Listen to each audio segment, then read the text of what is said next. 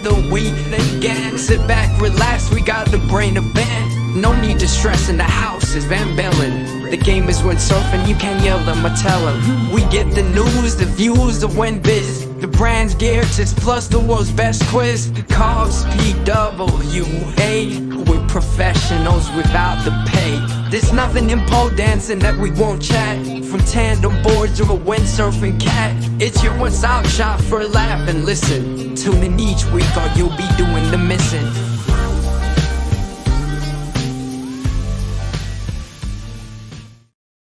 Oh yeah, here we go. Are you ready to bring it in, Mr. Paul Van Bellen? Did you have a good night's sleep? Did I have a good night's sleep? No, not too bad. I woke up early because I was excited because of the Aloha Classic. Well, there you go. So just so you know, he has actually just done all the work for this. I was sleeping all night. There's nothing new about that, though, is there, Benny? No, Since we've started this podcast together. So. You may be right. So if you are tuning in, what we are going to do, let me just tell you what we're going to do. Paul, while I have been sleeping, has been through all the heats. He has picked out all the sort of best waves and most of the waves, and cut off maybe some of the really bad ones. And we are going to go through the heats, show you the scores, and just maybe a little bit of discussion. So a sort of like condensed version of the Aloha Classic. We've got the top scoring waves on a piece of paper. We're going to look at who the movers and shakers are, who the big players are. And that is what we are planning to do today. So get in the comments. Let us know your thoughts. How you think it went down, because it was very small, Hoopkeeper. I mean, much smaller. It doesn't really break. What did you think of watching the heats? Well, to be honest, I thought the size of the waves was kind of what I expected. The forecast wasn't showing a hell of a lot, was it? So I guess it was not a huge surprise, and it looked tricky out there. You know, when it's smaller, Hoopkeeper doesn't look easy, does it? It's the waves moving slower, as you said. When I spoke to you earlier, it gets a bit choppy. They did the best they could with what was going on out there. So yeah, what did you think, Ben? What did you think about it? I thought it looked, I mean, there was a PWA video that they put out there where everyone was said, can you describe the Aloha Classic today, day one of the action, in one word? And if you listen to most of the guys, it was tricky, difficult, hard. There was a lot of, oh, it was fun. And they were obviously from the guys that went through. If you ask the guys that didn't go through, I'm not sure they would say it's super fun. But I think tricky would be the word I would describe it, because it looked like about a 14-minute heat. I think that would be safe to say, 2 waves to count. And you could see that there wasn't always more than one set wave in a heat. You know, some of the heats didn't have a set wave, so to speak, maybe one. And some of the guys, I think Ricardo says it in the video as well. I don't know if we've got that video. I actually didn't download it. But it sounded like they didn't get set waves. So when you've got a 40-minute heat, you've got to get 2 waves, guaranteed 2 good waves. And then you've got to get your like bonus waves. I thought it played a little bit into the hands of maybe the underdog, you know, the top seeded guys, as we'll go on to say. I mean, we should really tell you, you know, the things that happened today, just for the guys who are not going to listen to the whole podcast.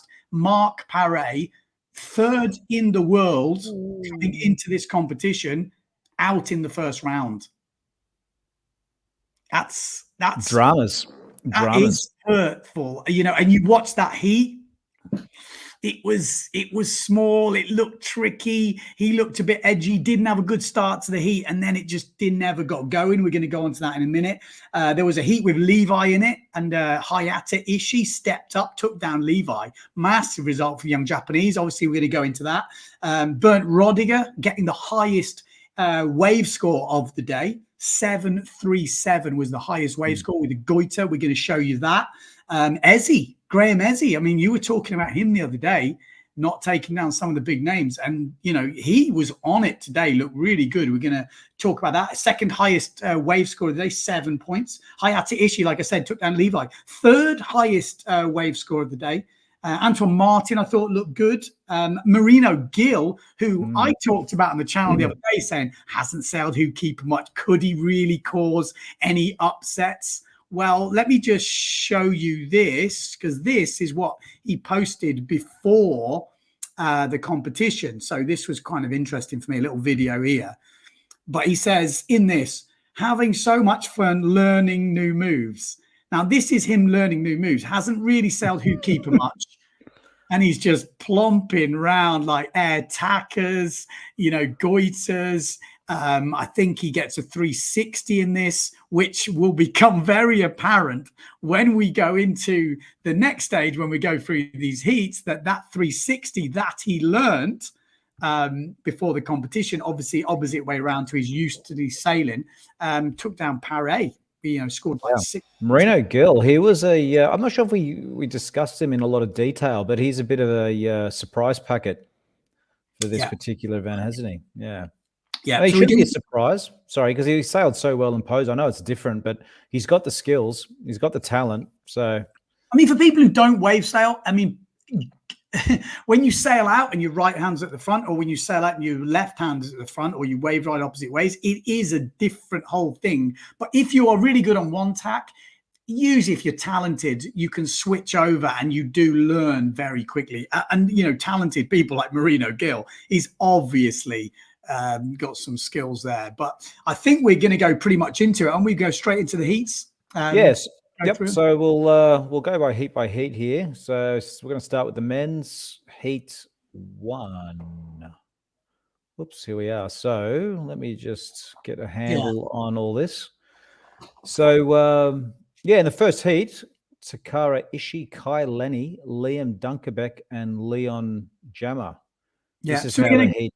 Yeah. Sorry. We're going to go through this heat. Obviously, Takara Ishii won the heat ahead of Kai Lenny. That feels pretty cool. Obviously a close heat. Both of those guys, 11 points. And as you will see, that is quite a fair score, quite a good score when you go through the heats. They would have gone through most heats. And actually 9.43 from Liam Dunkerbeck probably could have put him through. But it's very difficult to judge one heat to a separate heat because you don't know what waves, obviously, or sets come through in that heat. Leon Jammer, we're going to watch this heat now, but he's more definitely a guy who would excel when it's big and it's heavy and he really likes to hit it. He can obviously do lots of stuff in the smaller stuff, but I always sort of see him as a bit of a hellman and guy who likes to get up and under the lip and hit it hard. But a good heat. We were talking about the Japanese riders going to be guys to watch in this, and the Ishii brothers really sail good. Yeah, the Japanese we thought were going to do well, and they proved it. Well, Takara did in this heat. Kai Lenny had the highest wave score. Takara was just behind. So those two ended up with the 2 best wave scores out of each. So we'll play the heat here. Yeah. So this is the wave. People will be looking at this going, "Well, Ben, what you want about? That's actually a pretty good size." It is, but in who keeper size, it's small. And this was a great way to start the heat. Definitely. Yeah. No, his lightweight was an advantage in these conditions. Kai Lenny's ripping though, isn't he? He's on good form. He's definitely would have to be one of the favorites. Yeah. He's definitely got style, and he's got really good wave selection. Obviously, that's not one of his best waves of the heat, but quite a flowing wave. And again, when we watch these back, you might see some of the waves and think, well, maybe he was underscored for that wave, or it's a 14-minute heat. What happens at the beginning of the heat? What happens at the end of the heat? When you're judging, I'm not saying it's just not a science. Judging is not a pure science. So you might see, and feel free to let us know in the comments if you think, wow, I think he was underscored then. In an ideal world, with a bit more time and a bit more thing, we could have the wave scores on the heats, but to do that, it's an absolute mammoth task. Yeah, this took me quite a long time. It was a 5-hour long broadcast, so I had to obviously go through it and find all the waves. So it did take a bit of time. So I didn't go in a fine comb detail. So there might be a few ordinary waves mixed in here, but the first wave from Takara was his best wave of the heat, or one of his best waves of the heat. Lenny got all of his good waves at the end of the heat. Yeah. Leon was always going to struggle in the smaller, lighter stuff, wasn't he, because of his size? The guy absolutely rips, of course, but not that he's definitely not on the small size. So, to be fair, this heat and the early heats, I think there was some decent waves. I think it went a little bit weird after this heat, maybe. Yeah, well, early on, because this is a bit later in the day, but early in the day, there was actually some logo high waves coming through. So I think it did drop. through the day. Oh, I thought he'd made that then. Goiter. That's Takara Ishii. See Leon Jammer. Yeah, so it's tough, isn't it, to exit the first round in these sort of conditions, isn't it? Yeah, some of the sailors must be feeling like they couldn't show what they're capable of sometimes in these conditions. Yeah, I mean, it's not easy. Competition is not easy. That's the whole idea of it. You know, you're not going to get perfect conditions. You're not going to get perfect who keeper. You might do. This is when Lenny started scoring, I think. You know, that was a pretty sick turn and then a decent tweak there. That was one of his counting waves. I'm going to pull up my scores just on a separate sheet so I can actually give you a bit of an idea.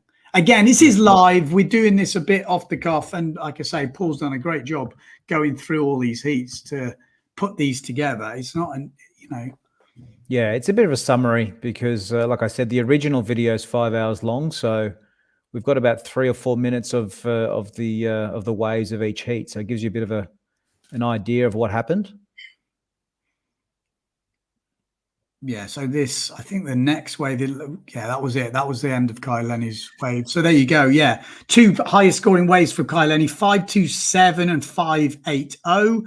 You know, not massive scoring waves, but it's not crazy conditions. You know, Takara Ishii 5.5 on that first wave. That was a good long wave, and a 5.77. And then the other boys never really getting into the 5-point territory. Again, there's not much in that heat, but I think the standouts definitely got through. I don't think there was any controversial decisions there, any judging that I thought, well, you know, maybe could have scored more. Yep, no, definitely. And we've got some video on the beach as well of the winners. I'll start with Takara here. In first place through the first round. How is it out there? So happy, that was not big, but made fucking good waves and so happy. What gave you the edge over Kai Lenny?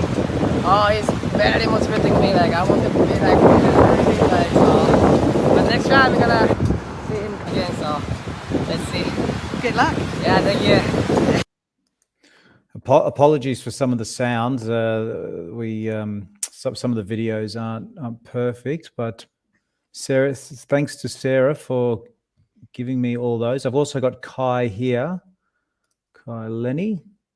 The next round. How is it to be back on a windsurfing tour? It's so good to be back on the windsurfing tour. A lot of my friends and heroes do this event, and I just really love windsurfing with them. And competing is a lot of fun. It's a passion of mine, and I'm just glad to be doing it at my home spot at Hokipa. Gear feels good, so thank you Goya and Quattro, and looking forward to the next heat. Good luck. Thanks. He's a pro, isn't he? He's a pro. He knows what to say. So we'll go straight into, we'll go into heat 2. Yeah. Yeah, no, Kai Lenny's. I added in some Mortal Kombat round sounds. So yeah, here we are. Ben, do you want to give us a so Marino Gill, obviously this is the upset here. You've got to say it. So keep an eye on these waves. Marino Gill winning it. Obviously port tax specialist. I didn't expect to see him going through this heat, I'll be honest. Camille Juban would have been my pick in these conditions. You're expecting to see him up there. Paré in third, you know, goes into this in third place. This is a big heat, maybe a bit nervous. He looked like he didn't have the great start to the heat, and he just couldn't find his flow in these conditions. And Henry Kohlberg as well, you know, could account for himself, but not enough in the end. And you can see a lot of the scoring waves here were towards the end of this heat. So obviously it was a bit scrappy at the beginning, and that can cause you problems. If you haven't got a counting wave at the beginning, the heat becomes very stressful because you're just trying to find something and you're waiting out the back saying, wait. But if nothing comes, you have to take something, and then you risk the fact that someone else is on a better wave behind you. And I think that's probably what we're going to see here. So keep your eye on it. Yeah, Mark's best score was pretty good in comparison to the other guys, but his backup score just wasn't good enough, was it? So unfortunately for Mark, so hopefully he can bounce back and second elimination. Yeah, we've not got all the waves here, so this won't be. I don't think so, have we? Or have we? No. It's look, if they sort of fell off early or something like that, or Again, if you've just tuned in, I had to go through all the footage and just pick out what I could.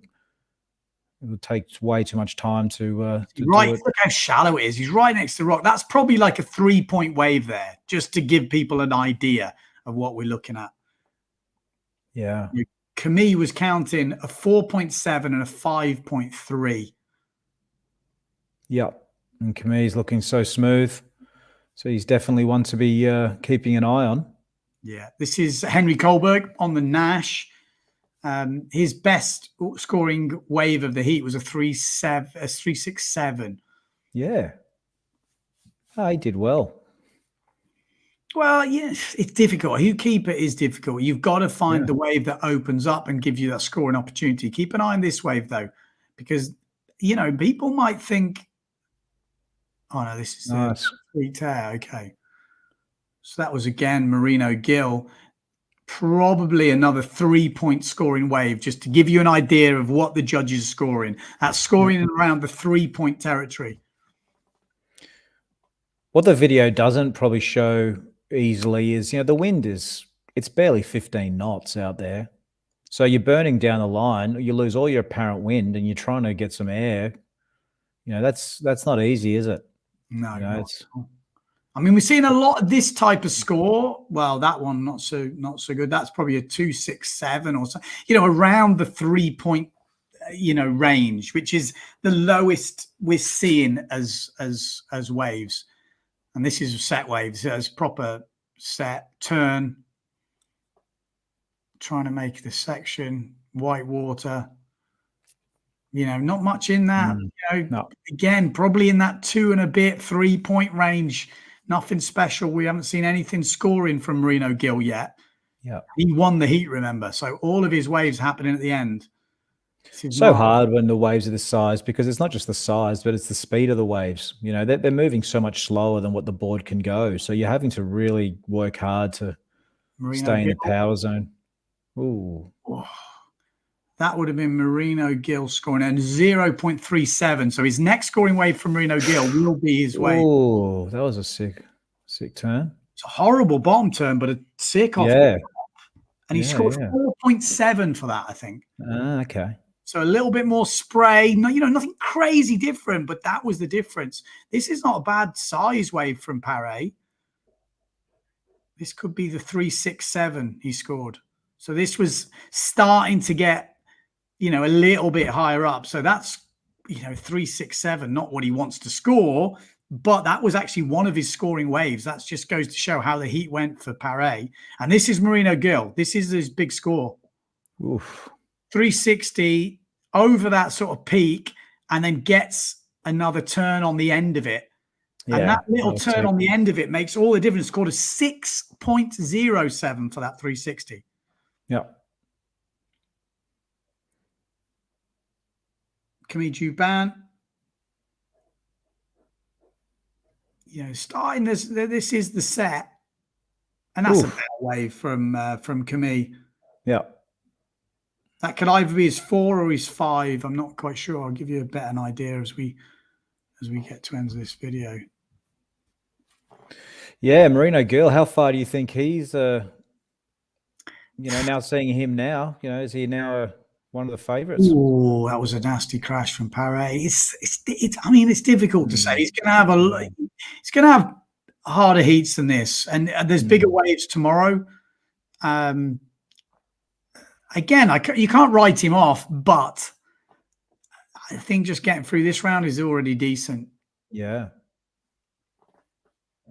It was jumping a bit extreme, just in case you're thinking it's a bit jumpy. Yeah.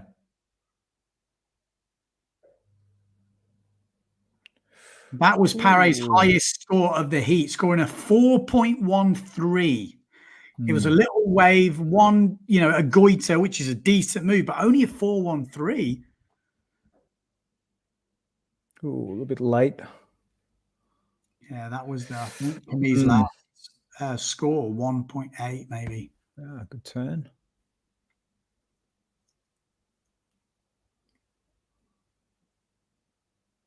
Yeah, so that wasn't a bad way. That was 3.63, I think that scored for Henry Kohlberg. Yeah, 3.63. So yeah, there you go. That was the end result. So Yeah. Marino Gill, Camille Giban move on to the next round. Yeah. And yeah, once again, I think I have some footage of them on the beach. Let's see if I can find it. Start with Camille. Passing through into the next round, how was the heat for you? It was hard, actually. It was close. I didn't see, but I heard Marino say really good. He did a 360, and I just did what I had to do and just made it to the next heat. And let's see now. Good luck in the next round. Thank you. Okay, that was Camille. I'm not sure if I have. Oh yeah, no, I do have Marino Gill as well. Marino, winning that heat. How is it for the Pozo boy here in Maui? I couldn't believe it when I saw all the hits. I was like, damn, I have a really tough hit against Camille, Mark, and also Henry. Like, all these guys are really ripping, and I just try to do my best, have fun on the water. I'm just trying to learn new things here. You know, it's not often what I sell this, so I'm just trying my best, and I'm super stoked. I want to say congrats to all the other riders also. So thank you. Good luck. Thank you so much. Sounds like a good bloke, doesn't he?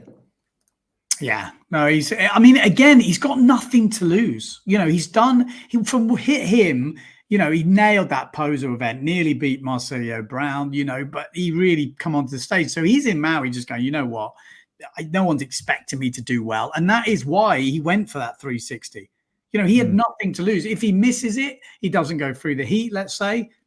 Okay, but maybe he wasn't expecting it. But the thing is, he can take that risk. I thought with Mark, it looked like with the small conditions, he had to get some safe waves in, and he just didn't really have any scoring opportunity. You could just see, he never really got the waves to give him the opportunity to do something decent. I mean, the waves he got, he sailed well.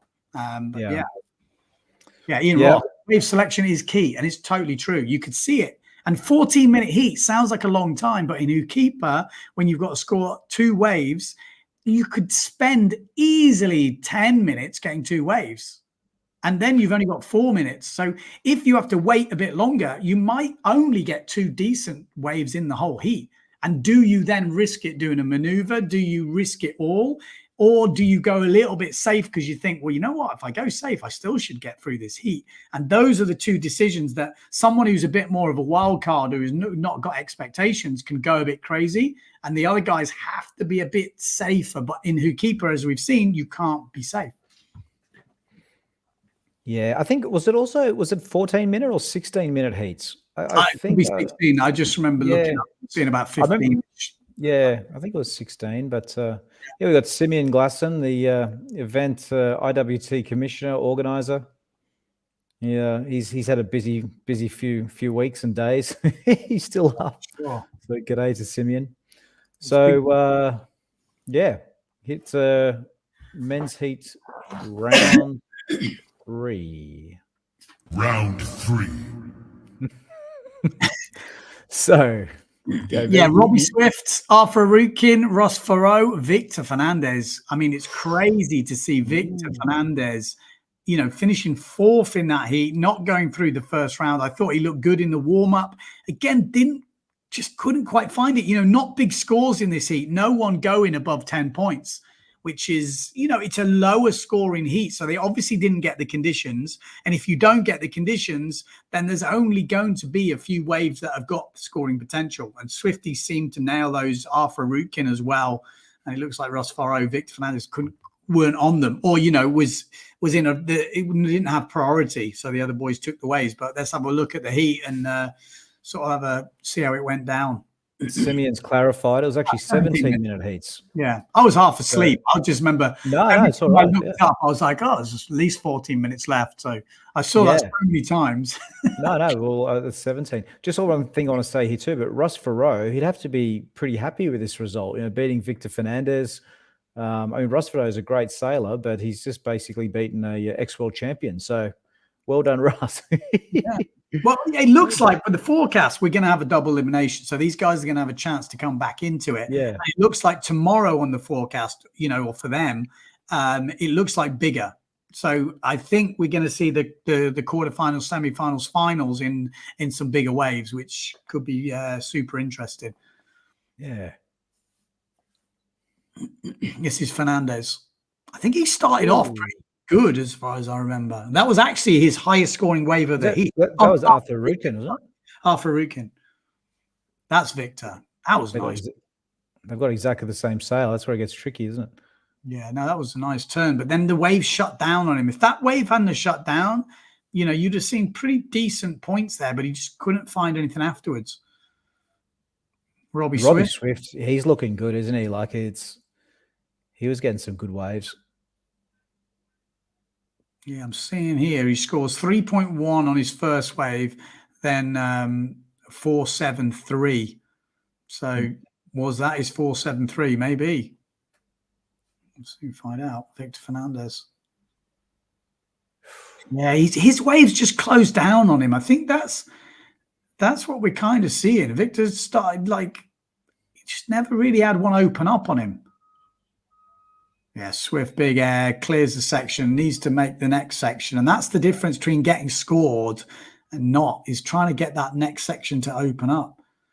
Yeah, and Robbie's not a small guy. He's doing well. It's in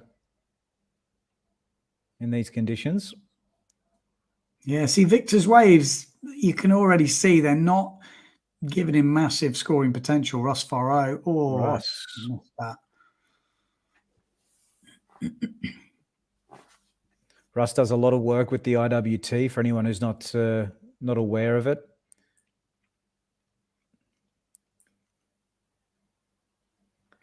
Rukin was sailing well too.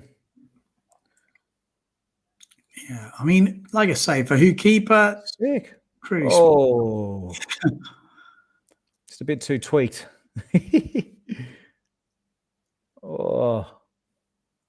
See, like moments like that ends up a 1.17 for Victor because he goes off the back. He makes that. Yeah. He probably makes the heat. No, it's major, isn't it? Difference. It comes down to kind of small margins, really. Yeah. Now, look, the second elimination is going to be interesting. A few big names going to have to be fighting to get back into this. Oh, that was sick, wasn't it? He's 4.77 for this wave. Yeah. He's looking good, Robbie, isn't he? He's pretty sharp. Yeah, looks on it.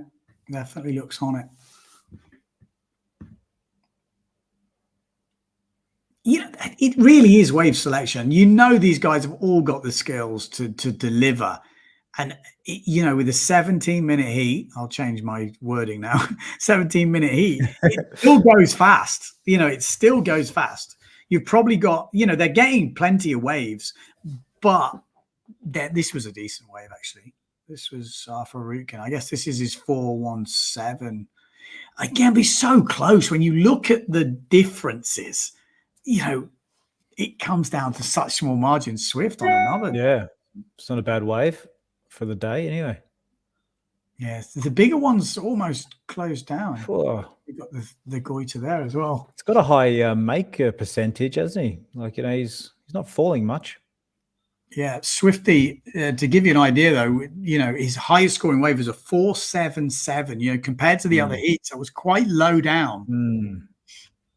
Again, can be the scoring potential in that particular heat. Ooh, Gunning. See, it's just not holding up. Oh, decent. Sick though. Yeah, going to claim as well. That was filth.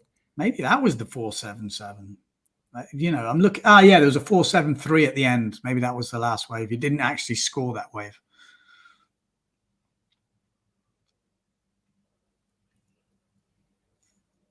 God, they're making it look better than it is. That looks hard.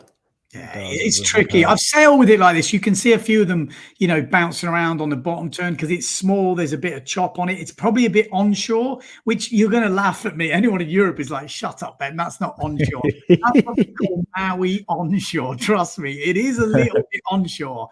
And it's hard to get down the line and make those sections. When it goes a little bit more off, it does make it a little bit easier to make the smaller sections. Again, I'm not saying it's onshore, but I was in Maui when they told me it was onshore. And I'm like, how was that onshore? I'm going down the line doing aerials and all sorts. Maui onshore. Let's see if I can get, what do we got here? We got Swifty. Oh, Robbie, Ricardo. Sorry, guys, just going through Swift. Robbie Swift. Oh, here we go. Got the two together. And Robbie, you're both through into the next round. How was the heat for you guys? Arthur? Yeah, I mean, I'm super happy to make the heat, and yeah, I mean, there is some fun waves. The wind is kicking in, and yeah, like, I mean, can't complain. And for you, Robbie? Yeah, the waves are really nice. The direction of the swell is good. The wind is a little bit kind of side on at the moment, which makes it hard to really get down the line and do a lot of stuff on the waves. But I tried to make the most out of what I could. I've been feeling really bad the last 2 days, so I'm happy to get out of the water and make it through one hit. What do you think gave you the edge in that heat? Well, I tried to get long waves in the beginning and do a couple of turns, like finish some waves off, and then I thought I'll try and do like a move and something else, or something else and then a move. And I did do a goiter and then a turn, which was nice. And then I did like a turn and I made a goiter, but I'm so weak with my illness that my hand slipped off the boom. And then I did an air tacker, but there was no more wave left. So I was like, that's what I was trying to do. It didn't quite work, but at least I guess it gave me the edge. Awesome. Well, good luck to both of you. Yeah, there we go. See, Maui onshore is, you know, and it is, it's not onshore, but when it's a little bit more offshore, you can get down the line easier and do, you know, it makes the maneuvers much easier. Yeah, well, for someone who's not feeling very well, he's certainly sailing pretty good. Yeah, definitely. Wow. Definitely. Yeah, okay. I'm just looking at the comments. Someone's saying, Henning saying, don't see why Fernandez was beaten by Faro. You don't always see all the waves. And again, yeah, everyone's got their own opinions. Feel free in the comments to put your opinions, because judging is literally that. It's a judge's opinion of how he sees the wave or how it's looking. So yeah, not a pure science. We'll move to Heat 4. Round 4. All right. We've got Mr. Friedel's over there in Maui. He's going for the Masters World title. It looks pretty stacked, the old Masters heat, which we'll come on to in a bit. But I've seen Josh Stone's in there, Goya's in there. Friedel, you got your work out, mate. Right, So, what we got? Heat 4. Yeah, this was a big heat. This was big heat. Yep. The biggest wave score was from Byrne in this heat, wasn't it? Yeah. Biggest wave score of the whole first round. So he scored a 737. You'll see it. It's pretty early on, and if I remember, it's his first wave, and he smashes, gets super lift on a goiter. I'd be interested to watch it back, because I watched it live, obviously in the early morning, and now I know it's the highest scoring wave of the day. It'd be interesting to see how it was. I remember it being, he had quite a good bit of pop on it. So yeah, let's see. Also got Federico Mauricio. Here he is on his first wave. Ricardo Campello as well, and then one of the Fleches who came through the trials. This was a difficult heat, this, and Ricardo didn't have his best heat. Highest scoring Ricardo's wave was 4. And he only did that at the end. It was, yeah, this was one of his scoring waves, a 3.4 for this. And it was one of his scoring waves. So look at that. I mean, that wave, not is what he did on it, but the wave itself wasn't great. The waves look a touch bigger than the heat before, aren't they? So here we go. This is the highest scoring wave. So decent set wave. Ooh. Yeah, that was sick. Good bit of top. But that was it, was it? Did he get? No, that was it. Really? Yeah. That is interesting to score 3. Well, he got a bit of height though. Look. Yeah, don't get me wrong. I think it was awesome. But usually the judges, if there's nothing on the beginning or the end, to get a 737. Yeah, but it's also probably one of the biggest waves of the day too. Yeah, totally. Sorry, totally. It is one of the biggest waves of the day. Look, it's what, logo high overhead. Yeah. Oh, it's a decent smack. Let us know in the comments what you think. 737, highest wave score of the day. And he looked in the zone. I got to say, I thought Burnt looked very, that was the first wave of the day. And he wasn't backing off. He didn't look scared. He just looked like he had nothing to lose, which I guess he has. He wants to win the competition, but he's got no world title stakes. He's not in the rankings so much. He needs a big result here. He was just playing around. Look at this. Also, notice the harness. Yes, that Like is a weird looking thing, isn't it? Seat/waist harness thing. I did Gives notice. him the edge. I did notice that. I want to see what it is exactly. He used to wear a waist harness super low, a bit like Jaeger, and then I think it was coming off when he was swimming. It was that loose, so Yeah. that's why he's gone for the seat. Has he got straps on it? That thing?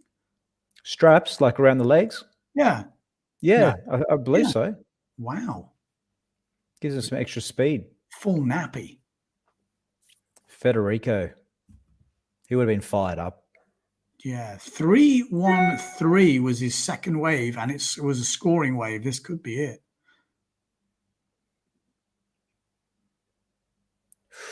Ooh. No, it wasn't. That must have been his 1.83. Some slightly better waves were coming through in this heat, weren't they? Which, oh, that was a good turn. I actually disagree. I think that was the only set wave that Burnt had. I think the other waves were pretty. Looking at the scores. Oh, sure, yeah, but the turn wasn't too bad. No. Yeah, that was a decent turn. That was one turn. Probably scored that 3-1-0 for that one turn. And his next wave for Ricardo, he didn't have many waves in that heat. And the next wave was his scoring wave, a 4, which he scored on his last wave of the heat. I haven't seen that sail before. It's a new sort of... I think it's a custom because he's got a sponsor from some right. mattress company, I think it is. Oh, okay. I looked him up because I was like quite intrigued. That I quite like. I mean, I think we don't see it enough. Is full custom logoed sails. I think in windsurf we've got this massive billboard. It would be good to see kind of more of that. Apologies for the smoothness of the video. That's actually from the live stream like that. So out of my control there. A few little glitches. Actually, you just see on that last wave about the rock I was talking about the other day. Tweaked there. Yeah, this was his 4-point wave score, I think. Okay. So this was his it must be that. Wow. Yeah, it wasn't. Sick. That was a good little turn. I would say the opposite. I thought the waves weren't so good in this heat, actually. I think they were closing down quite small. Yeah, but I mean, look at the size of Burnt's wave. That was the set, and that was early on. Like I said, that was Burnt's first wave of the heat, and I think that's when the set came through at the beginning, and not everyone was on that line. And then there was a little bit, it wasn't great after that. Yeah, so I'm going to mess up your name, but Catchtus. Sorry, cannot pronounce that. Do you know how to pronounce that name, Benny? Yeah, Catchus. Sorry, Catchus. Awesome wave, but overscored. So, yeah, I mean, it wouldn't have made a difference. Burnt won by a mile. So even if you'd have scored that wave at a 4, let's say, he still would have won the heat. Yep. Which is so it doesn't matter. It was the biggest. Probably one of the biggest waves we saw today, and the landed maneuver. So I can see why they went high, but it does seem a bit high compared to some of the other stuff. It's interesting. And there's the answer to the harness. Thomas, Decline surf seat, 25 years old. Okay. So retro harness there. And I'll pull up some video of, so is it Burnt and Ricardo? Let's see what I've got here. Apologies for we're doing everything live here, so it's pulling up files. Congratulations through that heat. How was it for you? Wonderful. I spent a long time today trying to figure out how I was going to get into a rhythm with really inconsistent conditions. But I just, watched the guys that won the heats and saw what they were doing and went out there and felt it. Awesome. Well, good luck in the next round. Thank you. I think I found that interesting when I heard that, and he kind of put it right, getting into a rhythm with the conditions. And I think that was the key. It was hard and that's what I find when I've competed. When you're in the rhythm, everything just flows, which obviously makes sense.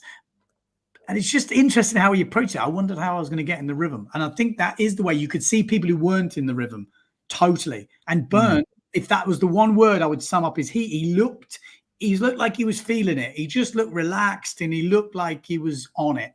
And yeah, he's got that kind of aura about him at the moment. He just looks like, yeah, I'm just gonna go and smash it. Yeah, no, I hear what you're saying. He's definitely in the groove, that's for sure. I've also got Ricardo. He had a tough heat, I think.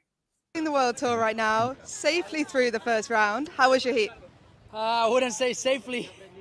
I had 2 good waves, but you know, I was unable to catch a set wave, and there was only 1 set in my heat, and I was a bit stressing at the end because the heats are really short. But you know, I have hard opponents, so I'm happy that I made it through. Didn't win, but you know, another step forward. Different game plan for the next heat? Not really. I mean, I have to do what I gotta do with the wave I catch. So yeah, I just hope next heat I can get better wave selection. Good luck. Thank you. I'm assuming that's not his girlfriend.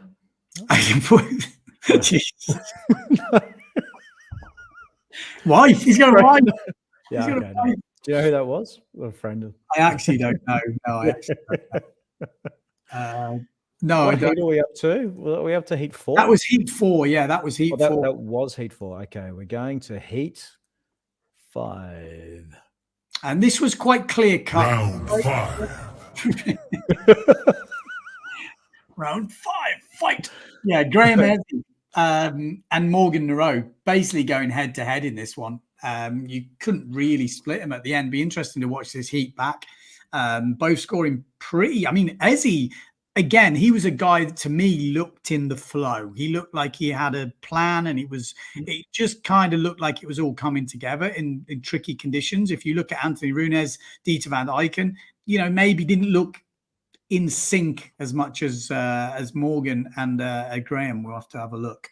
But yeah, Graham had second highest wave score of the day, 7 points for his wave. So bear in mind Burnt's wave that we saw before with that big set wave, Goiter, and then Ezzy had a 7-point wave, which is his last wave of this heat. So keep an eye on that one just to give it a bit of comparison.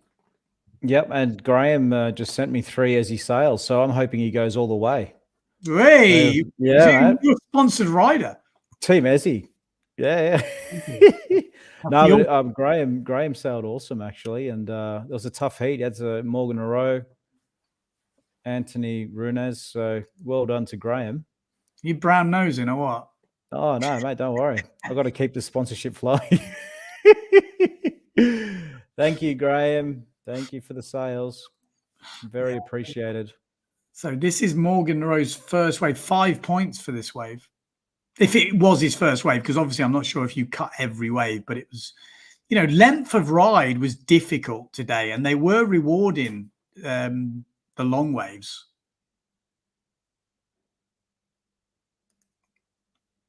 Comment here. Go on. So the comment here about the freestyle is upset in small conditions. Yeah, I was thinking the same actually, but still tricky for the freestylers as well, isn't it?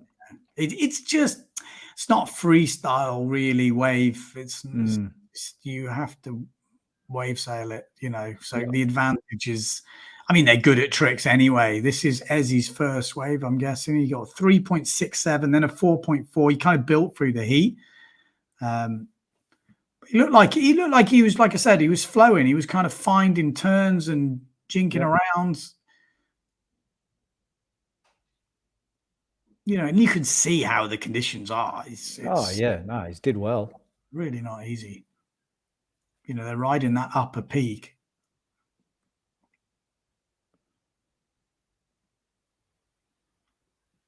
Staying quite close and, you know, keeping the speed going. You know, that wasn't an easy wave to ride. No. I think he got 4.4 for that one. So that wasn't one of his scoring waves. It looks like a better wave. Yeah, this could be his 4, 5, 7. Have to see how it plays out, but you know, much deeper bottom turn, and then getting straight back up, like keeping the speed up. Tweaked. Nice work. Yeah, he was busy in this heat, actually. Yeah, got a lot of waves. That was Morgan Naro's, I think that's his second wave. So he still hasn't had a scoring wave yet, Morgan. He kind of left his scoring wave till the end. Oh, Anthony Renez getting caught up. Graham Ezzy good at a keeper. Sorry, we haven't been pronouncing it very well, have we, Ben? According to a few comments. Don't get me. Keeper. Keeper. Keeper. Keeper. Keeper. We got into trouble. Oh, sick.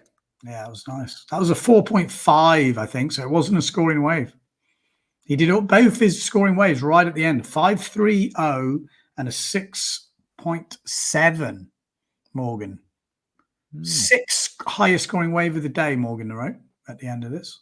Yeah. So we had two of the highest scoring. At the end of this heat, I'm expecting a set because we had two of the top 6 waves in this heat with Morgan and Graham Ezzy. Nice. One-handed. Hey. That was actually a 3.7 maybe for that. 3.7. Okay. And then his next wave is his highest scoring wave, Graham Ezzy. This is Morgan. Oh, good turn. Sick. So this could be the 5.3. Yeah, maybe. Oh. Maybe not. I'm just trying to work out which is which. This is Dieter van Dijken. Really didn't have his best showing at Hookkeeper. Obviously, hasn't sailed there that much, so it's a bit of a learning experience. And it can be, you can get lost at Hookkeeper. That sounds ridiculous, but I've definitely been lost at Hookkeeper before. And you're like, I just can't find the spot to do my stuff. And you start chasing things that aren't there. So Morgan Rowe, this could be his first scoring waves. Could be the 5.30. Let's have a look at it. It's a decent wave. Or it could be the 6, looking at the size of it. Yes. Sick.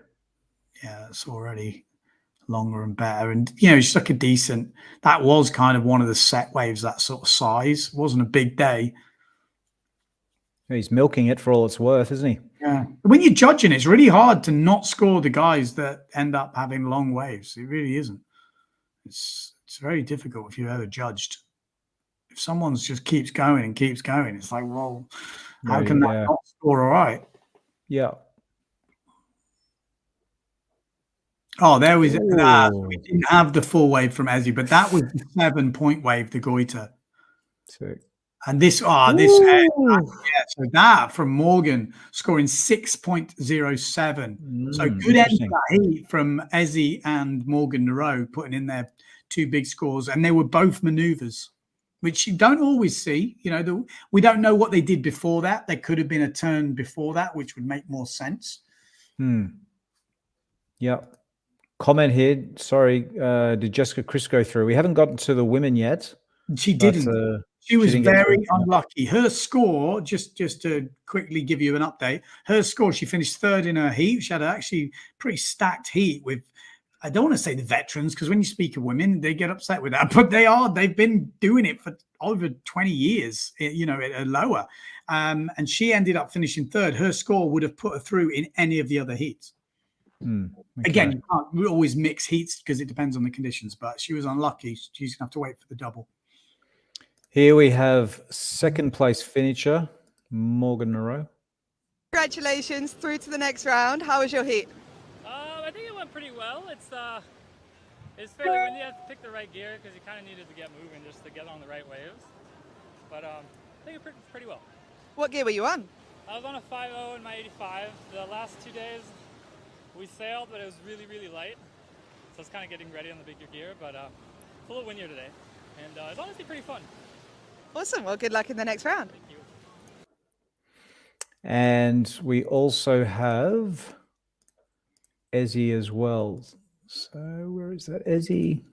Graham Ezzy, the winner of the heat. Winning that Second heat. highest wave score. How does it feel to win in Hookkeeper, your home spot? Yeah, feels good. Feels really good to be here and compete here. The conditions are not what we're used to for the Aloha. We're normally used to big waves, mast and a half. This is small, but it's fun. And I was able to link some turns I was really happy with, stomp a goiter, I'm happy. What gave you the edge in that heat? You know, Morgan is a sailor I really respect, and I've seen him grow up, and I have a lot of respect for his sailing and his competition sailing. So that heat could have gone either way depending on a variety of factors. I think that a couple of things that I was focusing on. One is I wasn't fighting with the other guys for waves, so I was in my own rhythm. And I was able to pick off some waves, let's maybe call it local knowledge, where I was able to see waves that the other guys weren't seeing. And I was really focusing on good carving turns. Now, sometimes the judges don't see that, they don't reward it, but it seems like they did this time, and I'm happy for it. Awesome. Well, good luck. Yeah, so there you go. Interesting. Again, do you hear the word he used? Which one?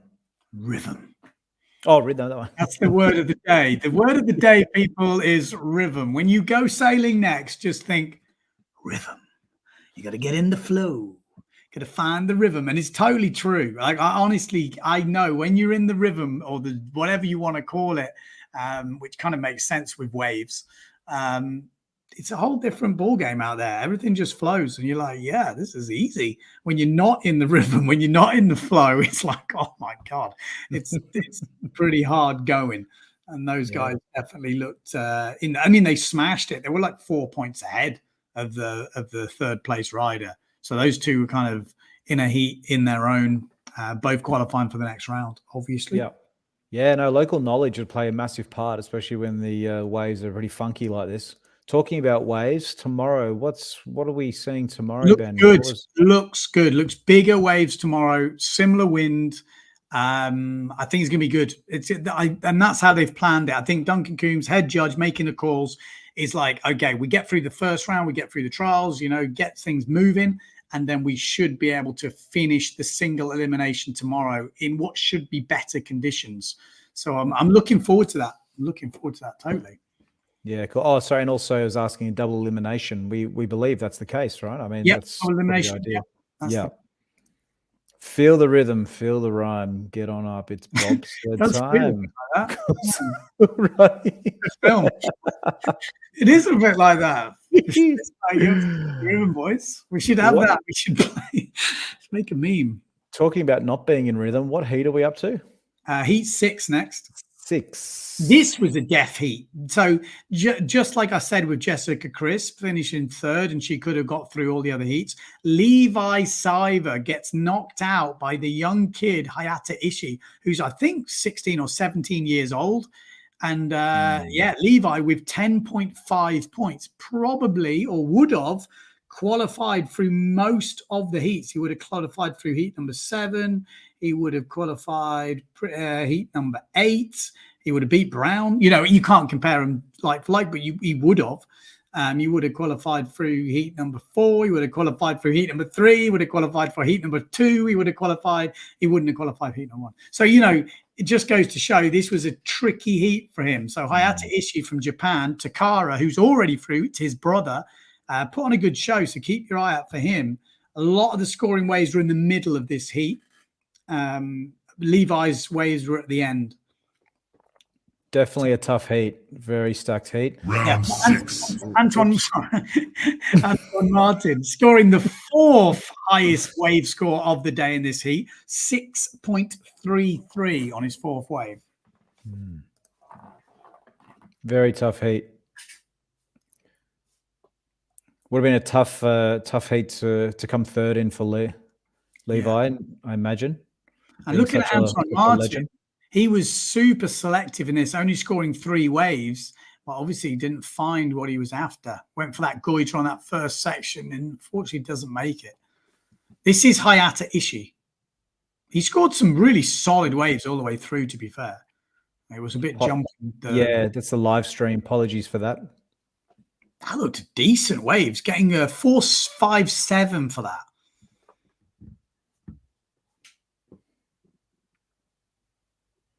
Antoine Martin. Ooh, it's a new North sail. It's got some white in it, white and blue. Yeah, interesting. Yeah, Antoine Martin, his first wave, 4.83. Ooh. Yeah, that was Levi going for the attacker, was it? Yeah. You had to watch out for Antoine Albert there. This is a scoring wave for Antoine Martin. Oh, that was smooth. That was smooth.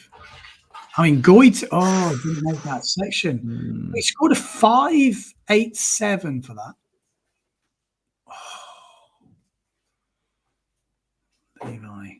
Levi's, yeah, crashed a few of them. So it's Levi on the blue. To Ishii. Not one of his scoring waves, this one. And then the next couple of waves from Hayata are his scoring waves. Yeah. Actually, Hayata Ishii had the third highest wave score. He finished second, but had the third highest wave score for the day. The Japanese riders, they're doing well. Yeah, there must have been some frustrations from some of the sailors of today's conditions, I imagine, if you weren't on the right wave. Oh, he's going down this one. God, makes that look easy. Yeah, so that be interesting. What was that then? Was that his 6.33? Was that his highest wave score? Or was that his 5.87? Yeah, I think that was his highest. Yeah, that was it was consistent through this. Antoine Martin looking pretty good, I'd say. Yeah, definitely. In terms of, maybe final. He's always on your list as one of the top guys, isn't he?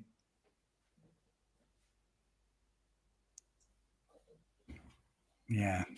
So Levi still hasn't had a scoring wave yet. This could be the scoring wave, 5.67. Yeah, 360. Bang. I mean, interestingly, that's only scoring a 5.67. Yeah, okay. Milk it, but it's a good score. Don't get me wrong, but turn. This is when he starts to turn it on, Levi. It must have been a bit frustrating for him, though, these conditions. Yeah. What he's capable of. And maybe if he'd have milked those last turns, which, people will say he shouldn't have to. This was the goiter. That was a 6.33. Oh, that was the claim. Don't worry, I have a slow-mo of that claim. Look. That's brilliant. Look. Thank you. I want to watch that once. That is brilliant. Has anyone seen a claim like that before? Thank you. Exactly. Look at that. Do you reckon he gets extra points for that claim? Thank you. Well, he got the third highest wave score. I think when you think about it, maybe Levi was a bit underscored on his 360 wave. Maybe the wave wasn't big, but I don't know. I bit of controversy, you reckon? I feel like he might not have made a difference, but this is the shut down on him. Yeah. I'm going to start doing that here, just at the local beach when I do something. Sick. I mean, Levi looks good in this. Oh, jeez. You want to see him get through a few heats, don't you? You just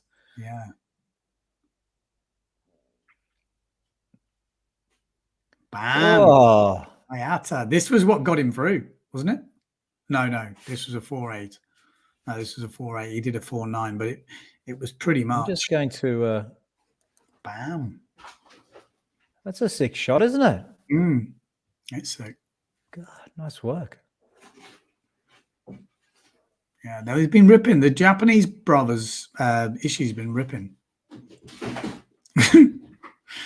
Thank you. So there you go. Levi out at this at the first round stage. I mean, Hayata Ishii is going to be buzzing after that for sure. Super happy. Yep. Got a few comments here. We'll just chop through before we move on. Maybe you can answer this question, Ben. Sorry, yeah. In the double, losers from the top half face those from the bottom half, right? Could be that Levi and Mark end up in the same heat to start the double. Well, it's 4-man heats, so I'd have to have a check exactly how it works. But with this many people, it might not work like that. It might just switch over. I'd have to do the draw. But yeah, usually it does work like that. But it depends where you finish in your heat. If you finished third, then you will match up against someone who finished fourth in their heat. You're not going to match up 2 third-place riders, if you know what I mean.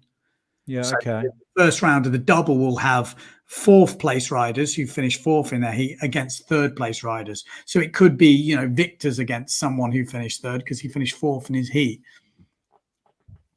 Matteo, watch live. Hayata fully deserved it. So yeah, got a few Japanese fans here. Oh, no, he was ripping. Definitely deserved it. I mean, you just saw that, like I said, Levi would have got through most of the other heats with that performance. It just so happened that Hayata and Antoine Martin was in the heats. I think Antoine Martin, did he score one of the highest heat scores of the day?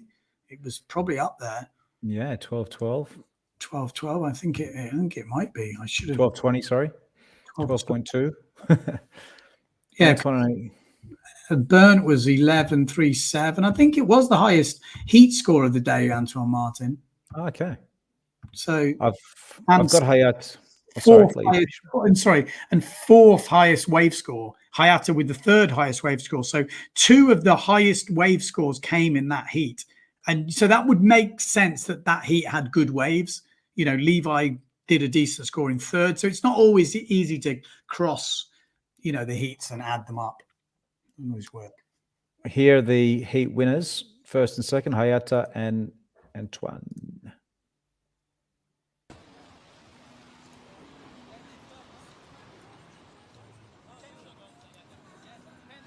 He'll be a happy boy, won't he? Oh, yeah.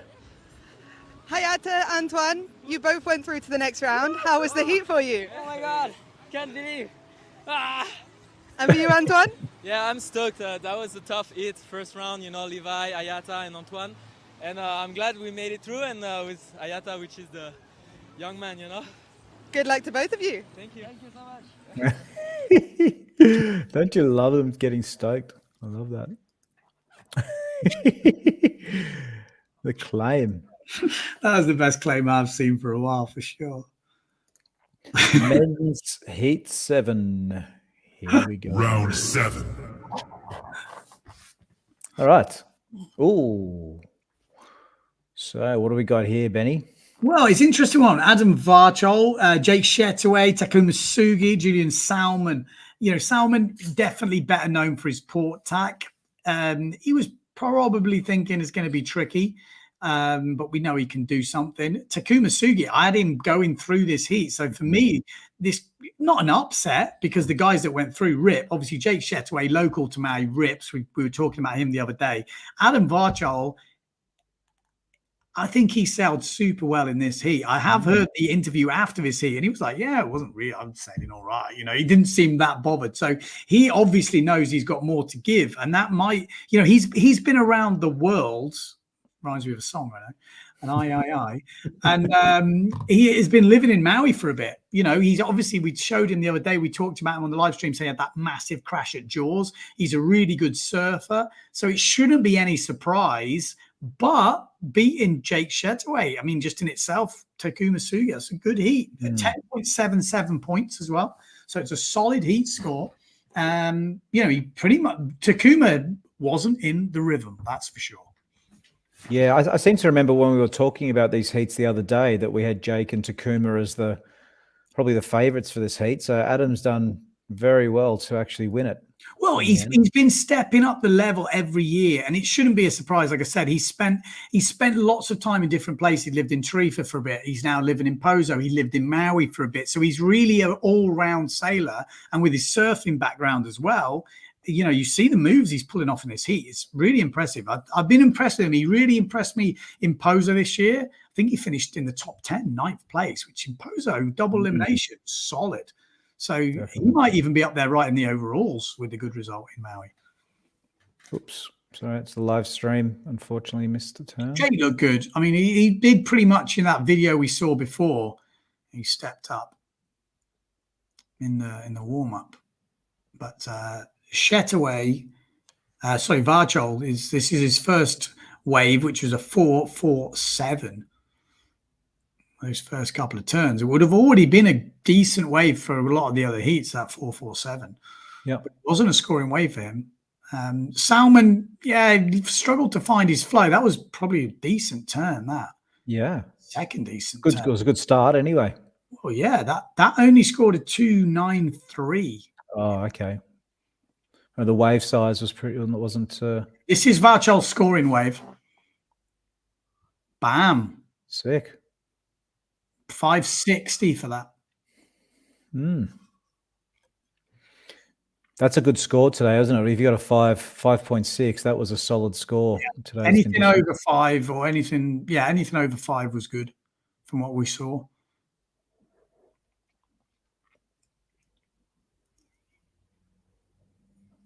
Jake looked good, I thought. I thought he, again, he could cause some issues with a few people. That was Takuma Su. Needed that. He really needed that. Give himself a chance. Ooh. Yeah. That's the difference, isn't it? It's just falling off the back. Yeah, it's small errors. You make them, you could go through the heat. You don't, you're out. And it's, Takuma was struggling just to find the wave. Shetaway was finding waves. Look at this. I think this is his 5.07. Yeah, he's looking smooth. Oh, spoke too soon. That was a good timing. And you've got to find something to stand out. You can't just do your bog standard turn. You need some decent spray. You need a longer wave. You need a bigger wave. You need a maneuver. You need something because everyone's good. It's not like you're just going to do something average and stand out. You have to do something special, something to catch the judge's eye. Makes a big difference. Geez, I hope tomorrow the waves just have an extra 1 or 2 feet on top. That'll make a big difference. I think that's going to happen. I think we're in for a good night tonight for Europe time. Yep. Whoops. Yeah. Oh, yeah. Now Adams, he's really stepping up. Yeah, good timing on that. 2 solid turns and a backup turn, and then finished off on a decent side wave. That's scoring over 5.17. And then he actually had another 5. I mean, pretty much with every wave score he had there, he could have done a mixture of all of them and still gone through. Varchol had 4 waves, and they were all 4.5 and above. 3 of them were above 5. So he, selected, very selective, and everything he did. Ooh, that had some height on it, didn't it? I mean, he scored 5.17 for that. Bernd Rodiger scored 2 points more than that. I'm just going to replay that because the height on that have to have been. Bern's wave was bigger. Yeah, for sure, but 2 points different. Yeah, interesting. It's interesting to see how the judges score, isn't it?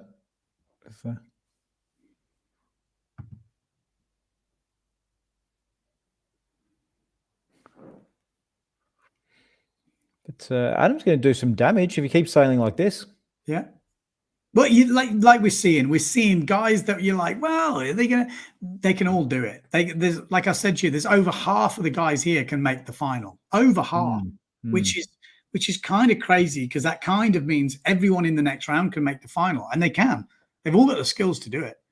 So it's really who's in the rhythm. I'm going to use that word all the time now. Rhythm. That's what this whole comp's about, the rhythm. It's about the rhythm. Feel the rhythm. Feel the roof. Geez, that wave, it ends very close to the rock, doesn't it? The rock. Yeah, that's what I was saying. That's that little pool just upwind of that little rock. There's this little deep water section where there's no current. It just kind of eddies there and just spins around. So you can come in there quite happily when it's bigger as well. And it's kind of finishes at the end when it's small as well. You end up really close to the rock when it's small. This was a pretty solid wave from Takuma. 4.6, Yeah. Maybe a bit underscored that because that was quite a long. Yeah. No, you're right, actually. Go back. Let's have another look at that because 4.6 seems Maybe I miss. The size of the wave, it's not. I think the size of the wave was a big factor today. Just getting that extra extra foot. A little it was high line. Yeah, okay. I mean, could have gone over 5. It was just. I rode it well. It wouldn't have made much. It wouldn't have made any difference. I mean, Jake Shetaway was like nearly 2 points clear of him. So. Yeah. There's more aggression on those turns, more change of direction from Shetaway. I'm going to pause it there and see if I can get a. Oops. She has a good gouge, isn't it? He's got aggressive, actually. I mean, I think Thomas just saying made the final at Aloha Classic. I mean, I can't remember, but I know he's been up there. He's been challenging. He's definitely one to watch. But like I say, we could say that about nearly everyone. They've all got skills. Oh, such tricky conditions. So yeah, that's how it ended up. Adam Warchol and Jake Shetaway getting through. We've got a few comments here. I don't know the answer to this. You, Ben? Yeah, pretty sure he did. I don't know if it was last year. I mean, I'll lose track, but he's been in the final before. He's. I don't think he had his best final when he actually made it, but yeah, caused a few upsets along the way. Oh, Tomas Burns' wave was twice the size. That's the extra points. Yeah. It's like I said, I didn't have a problem with any of the judging really. I didn't see any glaring things where I thought, wow, maybe you could tweak them a little bit, but it wouldn't have made any differences. I didn't see any glaring errors, so I think the judges did a really good job from my perspective. Anyway, looking in, which is always easier as well when we're looking in afterwards. And just for people who don't know, Aloha Classic happened last night. Obviously Maui time. We've done the first round of the men, first round of the women, and they did one round of juniors as well. Tomorrow, will be tonight, Europe time. It looks like it's going to be bigger conditions, probably similar size sail, 5.0s, most of the guys sound to be using. And then we'll probably finish that single elimination. We will have a champion in the single, but that doesn't mean it's over. There is a chance of a double elimination where basically everyone who's out gets a chance to work their way back up the ladder and effectively still win the competition. So, but we might see already, those world champions kind of we'll be able to work out who's got a better chance and what things have to happen, the different connotations of the scoring. Because this is obviously not just the Aloha Classic. There'll be guys here trying to win the Aloha Classic because that's just massive in itself. But there's obviously world titles at stake as well. It's like a side thing going on. Got some post-heat interviews here. Second place, Jake Shetaway. How is it to be sailing your home break? It feels great. It's a fun day. The wind's a bit light and onshore, but there's still some sets, and hopefully tomorrow is going to be a bit better to finish the competition. What gave you the edge in that heat? I don't know. I think it was just luck today. Just finding sets is so hard, and it's light, so you kind of got to play around them the inside and try and just get the right waves. Awesome. Well, good luck. Thank you. I think that was a good assessment. Literally there is luck involved. Obviously there's a lot of skill, but there is an element of luck, but you've got to make your own luck. You've got to be in those places to take advantage. And when you get the opportunity, you do have to deliver. And that is what we're seeing today. And like you said, again, the Maori boys onshore. Tell that to someone who lives in Silt, or tell that to someone who lives in some proper onshore place. It's like Maui onshore. It's a totally different world over there. Got the interview with Adam, the winner of the heat. Through that heat, how was it? I mean, I'm super happy because conditions were so hard, super small, tiny. It was hard to even know which wave to catch, and I'm extremely stoked because as I said, it was super hard. So, have you been training here much? Yeah, I came here, maybe 10 days before the Aloha started, which was good, and I love this place, just love this wave, and yeah, so good. Awesome. Kai said that was probably the best heat of your life. Do you agree? I wouldn't say it was my best heat of my life, but I wish the waves just were a little bit bigger, so I could push a little bit more. Awesome. Well, good luck in the next round. All right, thank you. Interesting. Okay. Interesting to hear him say that. You know, he wants the waves bigger. Everyone wants it bigger. And sometimes the problem is with it getting bigger, everyone goes up a level as well. You know, you're always like, oh, sometimes when it's a bit smaller, can play into your hands. So let's see. Exactly. Very good point. Very good point. Okay, final heat in the men's round, heat number 8. Round 8. Fight. Okay. This was a big heat. You know, Titoon Flechet coming through the trials, obviously underdog. A lot of Frenchies in this heat, 3 Frenchies. Jules Denel only riding 2 waves, but some pretty decent scores. You know, he scored 9.5 in the end, but didn't make it through. Brown in second place was fighting for his life a bit here. Didn't really find any waves. And then obviously Thomas Traversa won it in the end. But I would say that was a bit of a scare for Brown. If Jules had just found that one wave that had opened up just a bit, you know, Brown could have been in trouble. So, I mean, less waves in this heat, you can see, but maybe the quality was half decent. Jules Danel's wave scores only got 2 waves, but pretty solid scores for his 2 waves. Yeah. So yeah, it's definitely an interesting heat, this one. Actually, I think the waves got better, actually. Well, we'll come on to that in a minute. So who is this? This is Traversa, yeah. So this was a scoring wave for him, 5.53. Yeah. That's not a bad wave. Long, you know, nothing majorly critical, but long. And that was hard to do today. Super fast down the line, Thomas. And, you know, okay, it's a bit more onshore than they're used to, but he is really good at doing that. And I love the little finish with the Willy skipper. What sort of board's that? Is that a Taboo or? Yeah, Taboo. It's one of his customs, I guess. So this is Brown. This wasn't a scoring wave for him. Little tweak there. Yeah, he's a signature tweak there. Foam climber with nothing on the end of it. I mean, he scored 4.27 for that. Jules out one-handed air. This is how he started the heat, right in front of Brown. Brown saw that and probably was like, yeah. Because that was a good start to the heat for Denel. That only scored a 4.53. Interesting. Let's see if Flechet.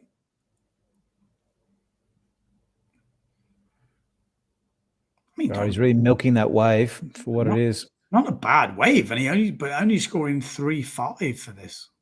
Yeah. I think it's not a bad start. Probably could have thrown a few more points at that. Oh, another good size wave. Yeah, this is his second scoring wave, Thomas. Oh my God, he had to bounce off the top of that. See how much faster it is just when you have that extra foot or two. It just moves so much quicker. Bam. Oh. Wow, was that his scoring wave and he didn't make the 360? Interesting. 5.33 for that. Oh, wave. you got a 5.33. Yeah, right. I guess a wave. Interesting. Yeah, okay. He got some serious speed down the line, though, Thomas, compared to a lot of the guys making the sections. This was Flechet's scoring wave, as far as I can work out. This is Brown's scoring wave. Oh. Goiter. How smooth was that? Yeah, small wave. Small Goiter. Yes, there's not much on it, though, is there? 4.9 for that. I mean, the wave sailing purists might go back. I mean, that's again, you can pick stuff here. Thomas is definitely getting the size. So difficult to get a little bit. It's just not sitting up. I think in the ladies' heats, the lip started holding better. It's kind of crumbling at this point. Well, it looks like it on the video. Maybe it's different in real life. He gave it a red hot go, didn't he? Tituan. He's a good sailor and good starboard tack sailor. Spent a lot of time in Morocco over the years. The boys. Yep. That was sick. Yeah. That score was a 5.37. That could be his last scoring wave. So it was basically 2 goiters that got him through. Oh, wow. Traversa landed right in the pit. Interesting, he's wearing booties too, isn't it? Yeah, this might be Tatoon's best scoring wave. One-handed air, nice. 4.37 for this.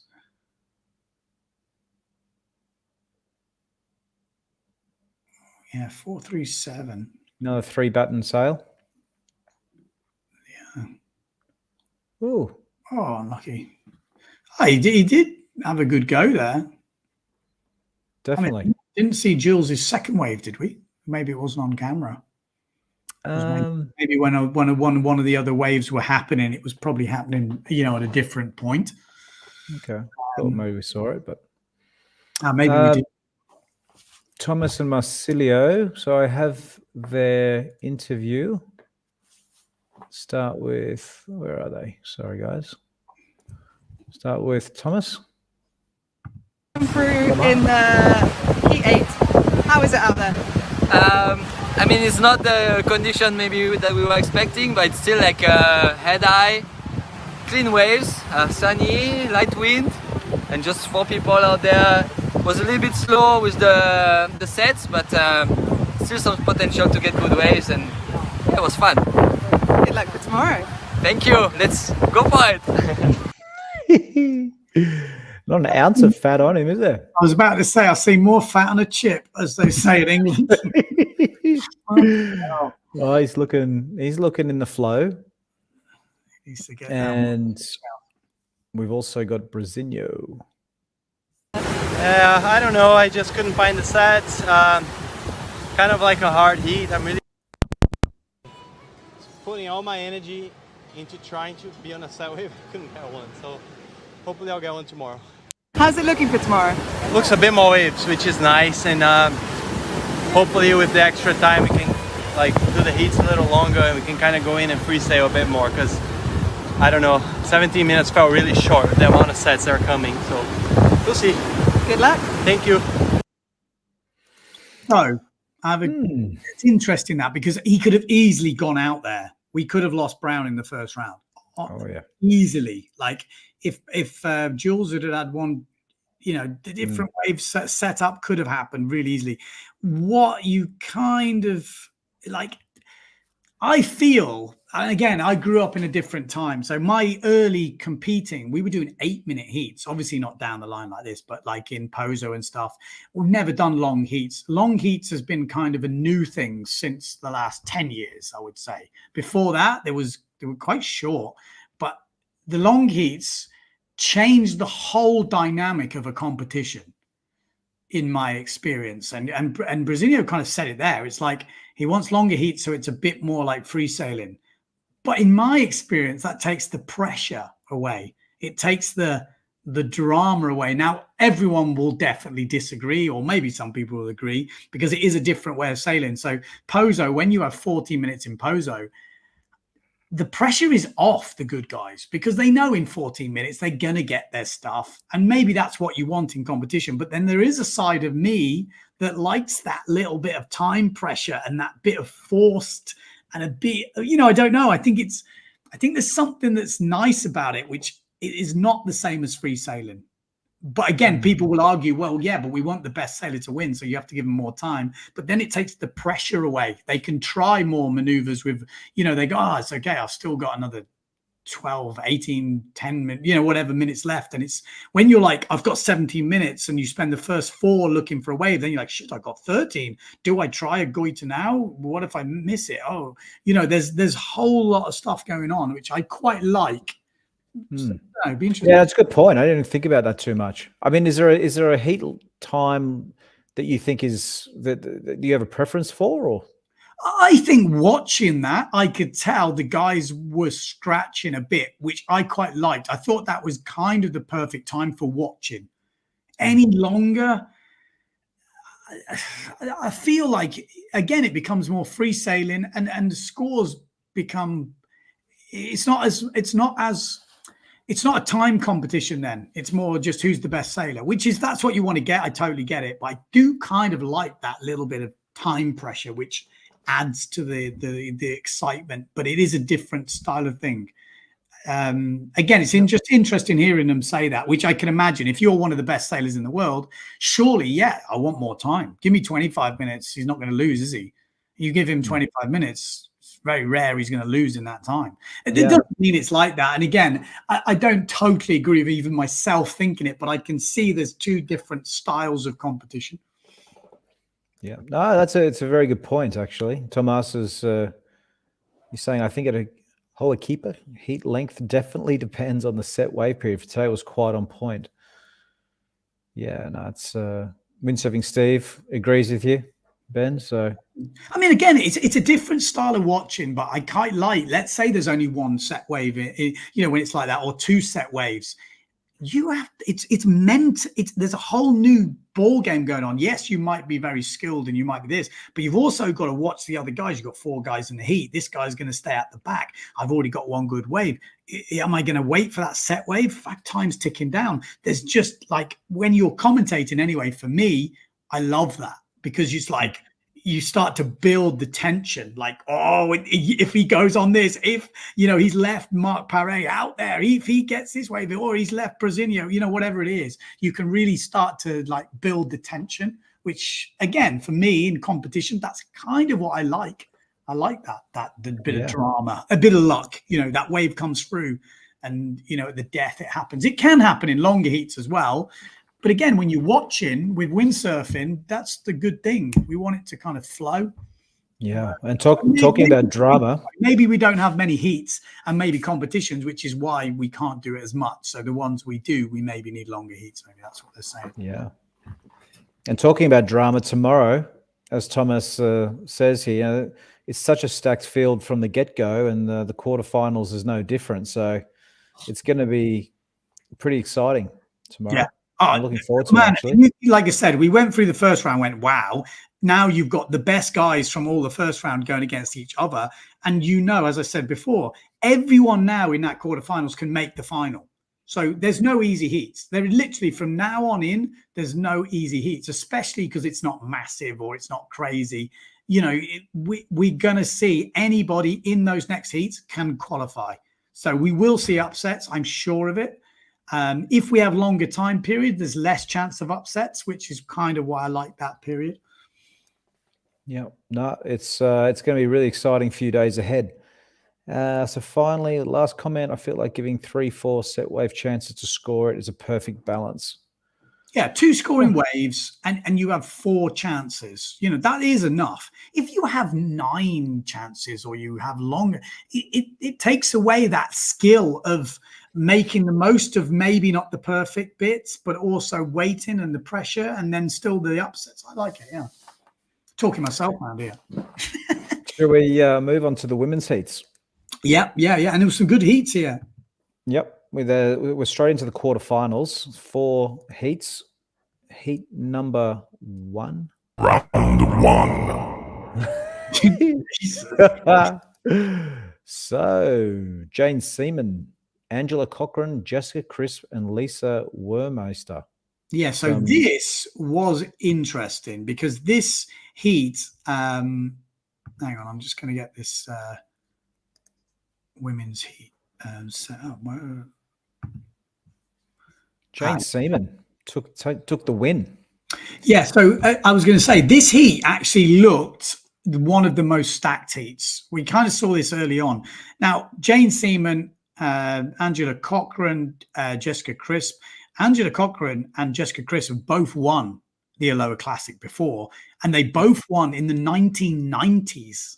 So, they have been doing this a long time. They know how to compete. Angela Cochran, I think, was a head judge in Fiji for the IWTPWA competition. So she knows how to compete, whatever. Jessica Crisp looked ripping. And then Jane Seaman has obviously won competitions, been on the PWA tour before, done a load of Aussie events, and as a full-time ripper, especially on port tack. Starboard tack, I actually haven't seen her sail starboard tack, but obviously looking at this, she's obviously pretty good. So we had to lose one of them. And then you've got the young ripper coming in, Lisa Wermeister, who gave a good account of herself as well. So it was a tricky heat, but we're going to lose at least one of the Aloha champions.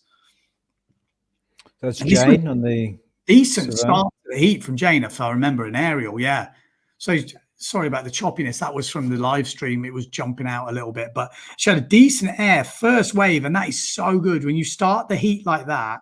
it feels good. And now I thought the waves got a bit better. Maybe the wind more offshore, and it seemed to like hold the lip up better for me. And I remember watching these heats thinking, oh, maybe they're going to carry on running. Look at this. This is Jessica Crisp. Look at that. That's like that. That is holding. Yeah, the internet went a bit funky at this point. Look at that, though. That was a decent wave, Jessica Crisp. Definitely. Ooh. Oh, what sort of maneuver is that? That is the old penguin dive. Oh, yeah, there's a bit more punch in the wave, isn't there? Yeah, I think the wind, the only thing I can think of, the wind went more offshore and then it held the wave up and it just looked different. Like for some reason, I was just watching the heats going, you know what? And the women were going off. Look at that. Aerial. Jane smashed it, really. Oh, and also considering this is not her preferred tack either. Yeah. This is Angela Cochran on the simmer. It's the first simmer we've seen. Oh, simmer. Zimmer. Lovely looking sailor. That's the latest, is it? I think there's new ones coming out soon, actually, but that's the team edition. Ah. And this is a weird sail, Jessica Crisp. If you look at this sail, there's some weird, like, reflective thing, which I can't imagine would be good in, like, in Cape Town or somewhere like that. It'd be blinding, but it's kind of funky. This is Vermeister. Oh, it's Vermeister, is it? I said Wermeister. Well, it's probably I always say V because I'm so used to it. It's probably correct. Yeah, Seaman was ripping. Cochrane as well. She had some really decent turns. The standard of the women's sailing has gone up a fair bit, hasn't it? Generally, they're actually they're starting to do aerials and the turns are getting like that was a sick turn. Yeah. I mean, like I say, Jessica finished third in this, so she doesn't go through to the semi-finals, but she would have gone through any other heat in this quarterfinals in the women. So maybe a bit unlucky to draw in this first round heat because she scored 8.37. Like I said, would have put her through. She actually scored. Oh no, she didn't actually score a very high wave score. 437. Oh, we missed that turn. Sorry, guys. Just the live stream glitching out. So yeah, it was some solid sailing from the women. And you remember there is world titles on the line in this competition, and the main battle is going to be between Sarah Kita Offringa and Maria Andras, who are coming up. And it's going to be interesting to see this one because it might shock a few people when I break it down. Oof. Oh, late. Good hit. Yeah. Did well to recover from that. Oh. Yeah, so it's coming to the end of the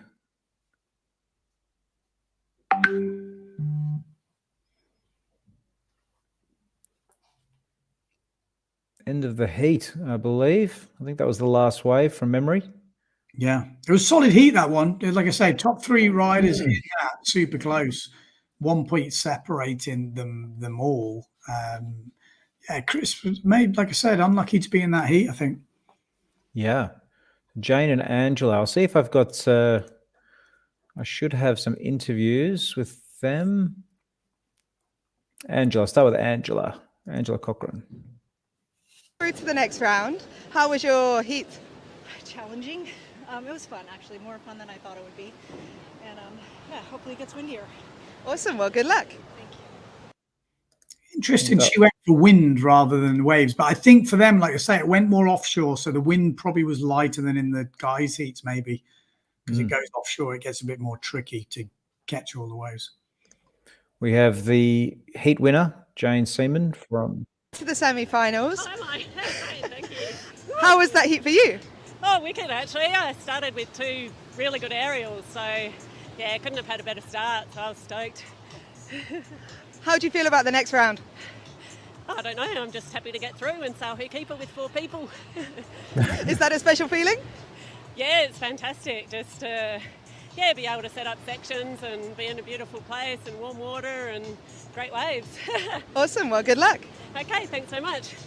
Living the dream. Living the dream. And that's it. So that was heat 1. So it was a solid start for women's quarterfinals. So we'll move on to the second one. I am multitasking here in the background, opening up files. Heat number 2 coming up has got Maria Behrens, fresh from her second place in Silt, where it was riding only, and she was standout actually. She looked really good. We've got Shauna Kroppus on this, who came through the trials, local, lives over there obviously now. Sol Dietrich, 14 years old, been everywhere at the moment. And then Sarah Hauser, who we probably had as one of the top seeds. And that, I remember watching that. That was ridiculous. That was like a tweaked egg. I thought she might break a leg, but her actually foot wasn't in the strap, luckily. Yeah, the board did a rotation. Yeah, but the shock of this one is Hauser is out. So Sarah Hauser out in the first round in the women and in 4th place as well. So she's going to be a tricky draw. Certainly didn't see that coming, did we? No, not at all. That was... And Shauna Kroppus had a really close one with Sol de Greek. I mean, it was literally nothing in it. I mean, same with Sarah Hauser. It could have gone either way on that last one. It would just took a 3.5 from Sarah Hauser's last wave and she'd have made it through. So she'll be probably kicking herself a little bit. And maybe that she went so hard on that first wave, because that first wave was one of the good ones. This is Behrens, had quite a lot of long waves here, you know, and that isn't easy. Just staying kind of high and push them through. That wasn't a bad. Maria was second in Silt, yeah? Yep. You'd be better on port tack. Obviously, starboard tack's not her tack, but still wave riding only. She's obviously liking it. Sol is a jet set world traveler now. She has been everywhere the past year. Yeah, 100%. She is everywhere. Yeah, it's even just a bad wave selection there for Hauser. 1.6 for that wave. And the first wave scored a 2.8. She literally had just gone a bit easier on the first wave. Hauser was through. You don't know that, though, at the time. Sometimes you feel you've got to really go for it. And, you know, hindsight's so easy. That's why commentating is pretty much easy, because you know exactly how it plays out. Okay. Have we lost Mr. Van Bellen? If we have, he's got all the controls at the moment, so you might be left with my ugly mug. So I'll just have to wait and see how that happens. Let's see if I can play this. No, I can't. So it's down to him. Okay, so there we go. I will fill in until we hopefully get him back online. But yeah, Aloha Classic, going through the women's heats, heat number 2. And there we go, we're back. Sorry about that. Did you just lose me, or? Yeah, totally. Oh, disappeared. Not sure what happened. Maybe everyone else heard you. Maybe it was just me. Oh, couldn't work. My whole screen just went black. So, bam. Oh.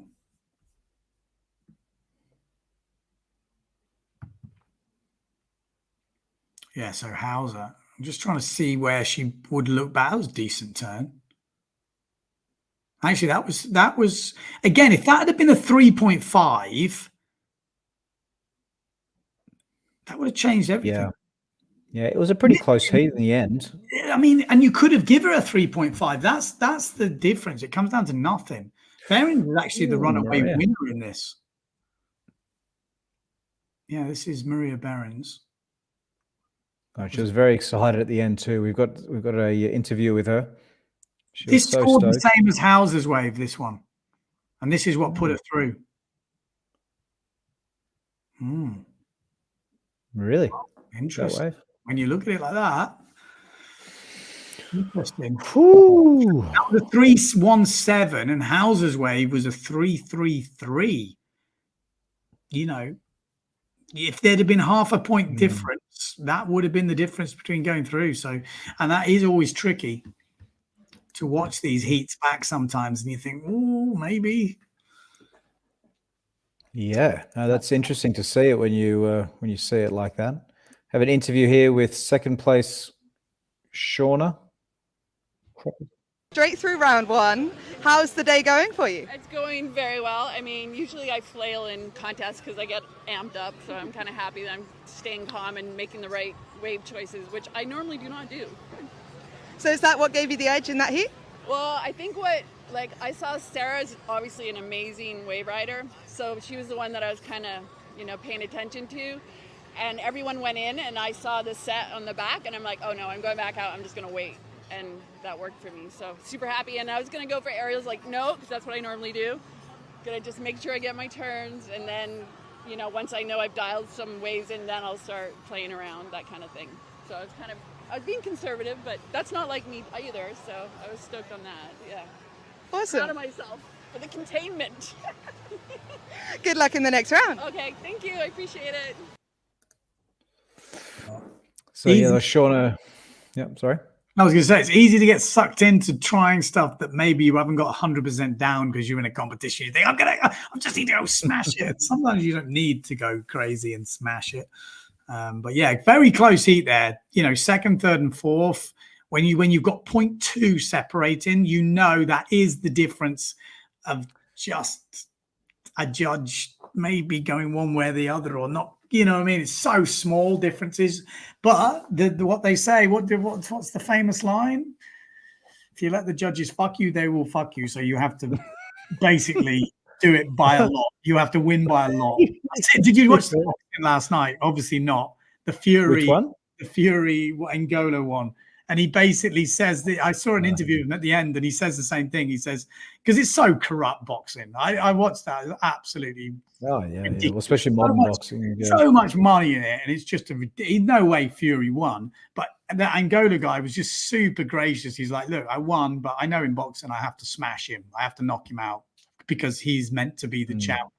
And it shouldn't be like that, but sometimes it feels like it is like that. And I think you have to have that mentality. You can't, when it's a judging sport, you can't leave it up to the judges. You can't go, it was close. I think I edged it. If that happens, you have to expect to lose. You got to do the knockout blow. Yeah. If you think you're going to win just by a little bit and then you get upset, you're never going to make it. You have to be right. I'm going to smash it. If I don't smash it, then I have to accept that I could lose. And that's kind of the mentality. Yeah. So I've got on the beach with Maria Behrens. Yeah. Hopefully, is this the one? I think this is it. Maria, congratulations. You're through to the next round. How was that? Amazing. I thought the conditions would be really tricky, but I managed to do 4 turns on 2 waves, and I was pretty stoked about that. And now I won the heat. I'm so happy. Yeah. The Silk Glory train continues. Is it wave riding that's really your favorite? Yes, it is wave riding. Now it's in starboard tack conditions. I think my wave riding in starboard tack is not as radical as in port tack, but I'm still learning, and I'm really happy that I got through this first round. And yeah, let's see what's coming next. Good luck. Thank you. She seems quite chirpy. Yeah, why wouldn't you be? Yeah. Winning your heated. Oh, sorry. What did she come? She came. Oops, sorry. Yeah, she won. She won the heat. So well done to her. That's amazing. Yeah, no, good job. Good job. My head is spinning with results at the moment. I'm barely holding it together. You're doing good, man. You're doing good. Heat 3 up next. Heat 3. Where are we? What competition are we at? Heat 3, quarterfinals. Heat 3, quarterfinals. We got Maria Andras, Lena Erpenstein, Lena Vindup, and Val Lopez. So Val Lopez, I hadn't heard much about her, but you were telling me you got a friend who knows her, so we know a bit of background on her now. Also, Lena Erpenstein, obviously disappointed with the result in Silk coming into. Oh my God, that's right. You're right. Just so important.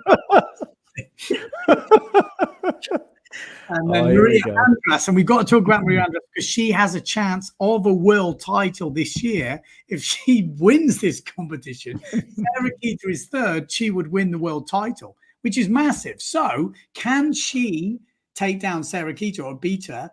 Well, you know what? She had the highest wave score of the competition in the women's, 5.4 for her highest wave score. Sarah Keita had the second highest wave score, 5.33. And Seaman, who we've already seen, 5.17 in third, and Maria Behrens, 4.95, to give you a bit of an idea. So Maria Andras coming up in this heat. Yeah, no, it's definitely the story in the women's section is the battle with Maria and Sarah Keita for the world title. So Maria has definitely started on the right foot by winning a heat. This is Erpenstein. She's obviously a much more accomplished port tack rider, but she's been spending a bit of time in Brazil and other places. I think she's maybe going to third. She was actually over in Portugal for a bit. So, yeah, she's been getting around the world.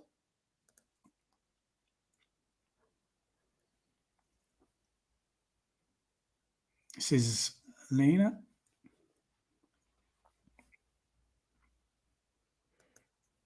Yeah, amazing, isn't it? The variation in the wave size today. You know, when everything from knee high to logo high, didn't it? Yeah, 100%. Is this Maria's first wave? 3.27 if it's her first. Oh, good turn. She got into that and got a bit of a bump. Decent line, isn't it? Oh, Bam! sick. Oof. Oh. Lucky not to make that. That was a 3.27. How much was it? 3.27. Not a scoring wave. That was that was decent, skidding out the fins. Andras. She was picking some good waves, wasn't she? Oh, we had a bit of that was a 0.67. So obviously at the back. Her next scoring wave is the highest wave score of the day. Okay. Lopez. Lopez. And she had some good turns towards the end of the sea, actually. Oh, no, sorry, that was Lena. Val Lopez is on the duotone, isn't she? Is this the high scoring wave? Apparently it's the highest scoring wave. I haven't watched it back, but 5.4 scores here.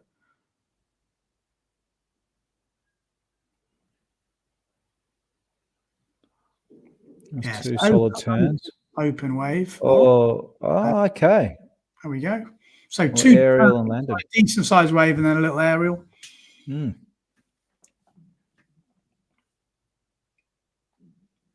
And that's the thing. If you go too radical on the turns, you're not going to make the section down the wave. So sometimes does pay to not go too crazy, depending on, that's what you've got to do. You've got to read the wave. And that's what the judges are looking for.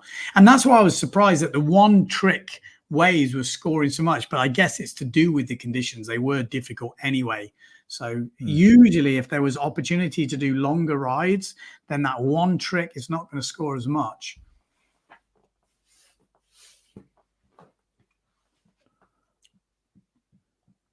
The women they're doing well in the conditions. Certainly not easy. No, not at all.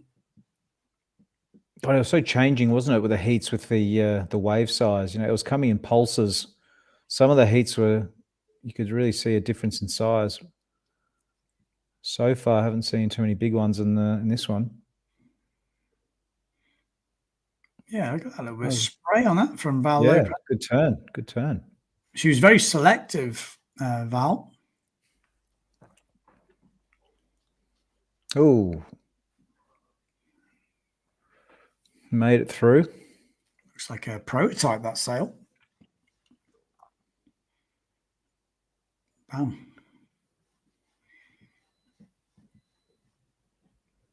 Yeah, so like I said, if you are just tuned in, maybe you just stumbled across this. We've pretty much gone through all the men's heats, and we're just going through the women's heats. That was heat number 3 of the women. Maria Andras scoring the highest wave score of the day in the women's, 5.4. And taking the heat, she moves into the semifinals, keeping that world title alive. Lena Erpenstein, she's hoping for a good result here in Maui. She'll be disappointed she didn't deliver in Silt. If she'd have got a good result in Silt, it was really up her street. She was unlucky, lost to Maria Behrens in the first round. But if she'd have had a good result in Silt, she could be really in for that world title as well. But she'll be moving up the rankings, that's for sure. And then Lena Windup, first chance, I think, in Maui, missing out, and Val Lopez missing out too. We have both women, Lena and Maria, together at the beach. Through to the next round. How was that heat? A lot of work, I would say. Like, it's a lot of pumping. It's hard to choose the wave, and then sometimes you choose a wave and you don't get it because there's no wind. So a lot of work, but super fun also. And for you, Maria? It was very fun, but very stressful. Like, I knew the heat was super tough. Like, these girls are super rippers, and I wanted to push, but sometimes it didn't work, and I was falling, and I got nervous. But I'm really happy I made it because, dude, you guys were ripping so much. Good luck to both of you. Thank you. Thank you. Well, Here we a couple go. of happy women there again. Yeah, they all seem pretty happy, don't they, the women? I guess we're not interviewing the losers, so... Yeah, that'd be interesting. I'm sure there would have been a few frustrated faces today. Yeah. It would have been good to hear from them, actually. I think sometimes we don't hear from the losers enough. I mean, I like to hear what they're moaning about, just to Well, we've still got the double elimination to get through. Maybe we can find a few interviews in that. Yeah. So you learn to find a lot by having those type of interviews when someone's lost as well. You see if they take it on the chin. You see if they moan about things. It's quite interesting, I always find. Yeah, definitely.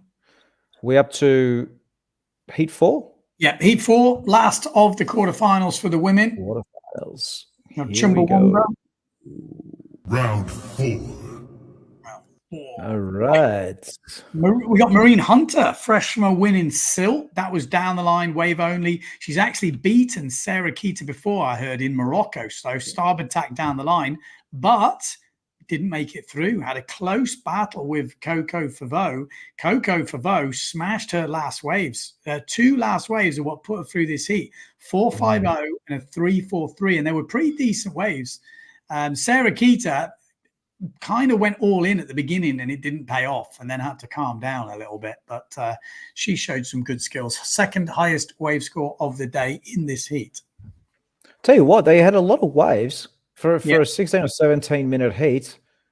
They've got 8 waves. That's you're doing a lot of moving in and out of the lineup to get that amount of waves in that amount of time. It might be that they started the wave and pulled out early, so then they were already upwind. But still, no, they were busy out there, weren't they? But these look quite nice lines. Sarah Keita's first wave, 2 points for this wave. So I'm guessing it's easy to get sucked in. You know, you need to make them count. This is Marine wave size. It's gone up a bit since last heat. Big crash, isn't it? Ooh. Oh, she goes late. Marine does. And again, that hit there, if that comes off, it's the difference between winning the heat and Eric Keita. There were some good waves. Oh yeah, they're going for it. That's good news for tonight. I think we're going to see some decent waves coming through. Coco on her new sponsored sail.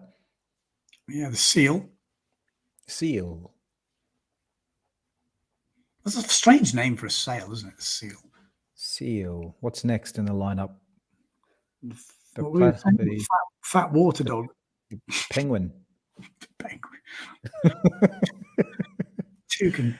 Oh, yeah, she didn't have a good start to the heat, Sarah Keita. But the conditions, I feel, look fun here. They look... look at this. Bit of speed.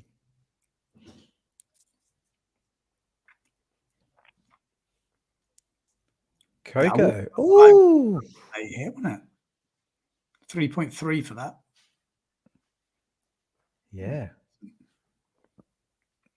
I don't think we'll put this on audio only. Yeah. I think it'll work. Yeah, you kind of need to be looking at this, don't you? Yeah. Svenja. Is that how you pronounce her name? Svenja? Yeah, that's it. You're the master of pronouncing all the different countries' names. Butchering names. I like the butcher. Butcher of names. So, ooh, Coco's got a bit of speed here. So KA, there's a KA sale here, but you're saying that that's changed name to Tribal now. I think Tribal. Yeah, That's what they've done. Yeah. So there's a few changes here in the windsurf industry. Yeah. I mean, same stuff, just different name. Yeah, no, sure. This was a Sarah Keita's, sorry, she's sailing well, isn't she? She's definitely the hot favorite, I'd imagine. Yeah. A bit bigger, going to be interesting. Because Hookkeeper can really punish you when it's a bit bigger. Depends how bigger it is, because sometimes that forecast can get a lot bigger than you think. You know, 12-second period and a little bit of bump and swell. It can be interesting. Yeah, yeah. And it's not always the bigger waves that are the best waves in the heat. You know, sometimes the runners are from a smaller set, but you still need a decent base size of swell, which we haven't quite had today or in this conditions. Sick turn. Yeah. This was 3.3. Nice. This was her second scoring wave. So those two were her scoring waves. That's it. So, yeah, it's still open, isn't it? You know, there's no easy heats. I thought Coco Favreau came good at the end of the heat. I seem to remember having some really late hits or something. Yeah, body drag into that. Hasn't had a scoring wave yet, just so you know.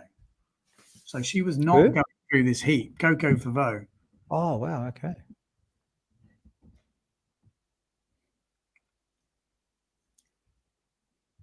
She got a good style in the bottom turn, you know, really maintains the speed. That's where it's all set up, is at the bottom turn. If you don't get the bottom turn right, everything else becomes so much harder. Yeah. Coco's also got a good style in her. You know, being been putting the work in, and she's been going for it. She was over in Fiji as well. Aerial. Yeah. Oh, sick. Nice. Very nice. Being the girlfriend of Morgan Narose is helping, I imagine. Yeah, I'm sure she's getting some tips. And he's getting some tips as well. I was going to make it. They're both getting tips.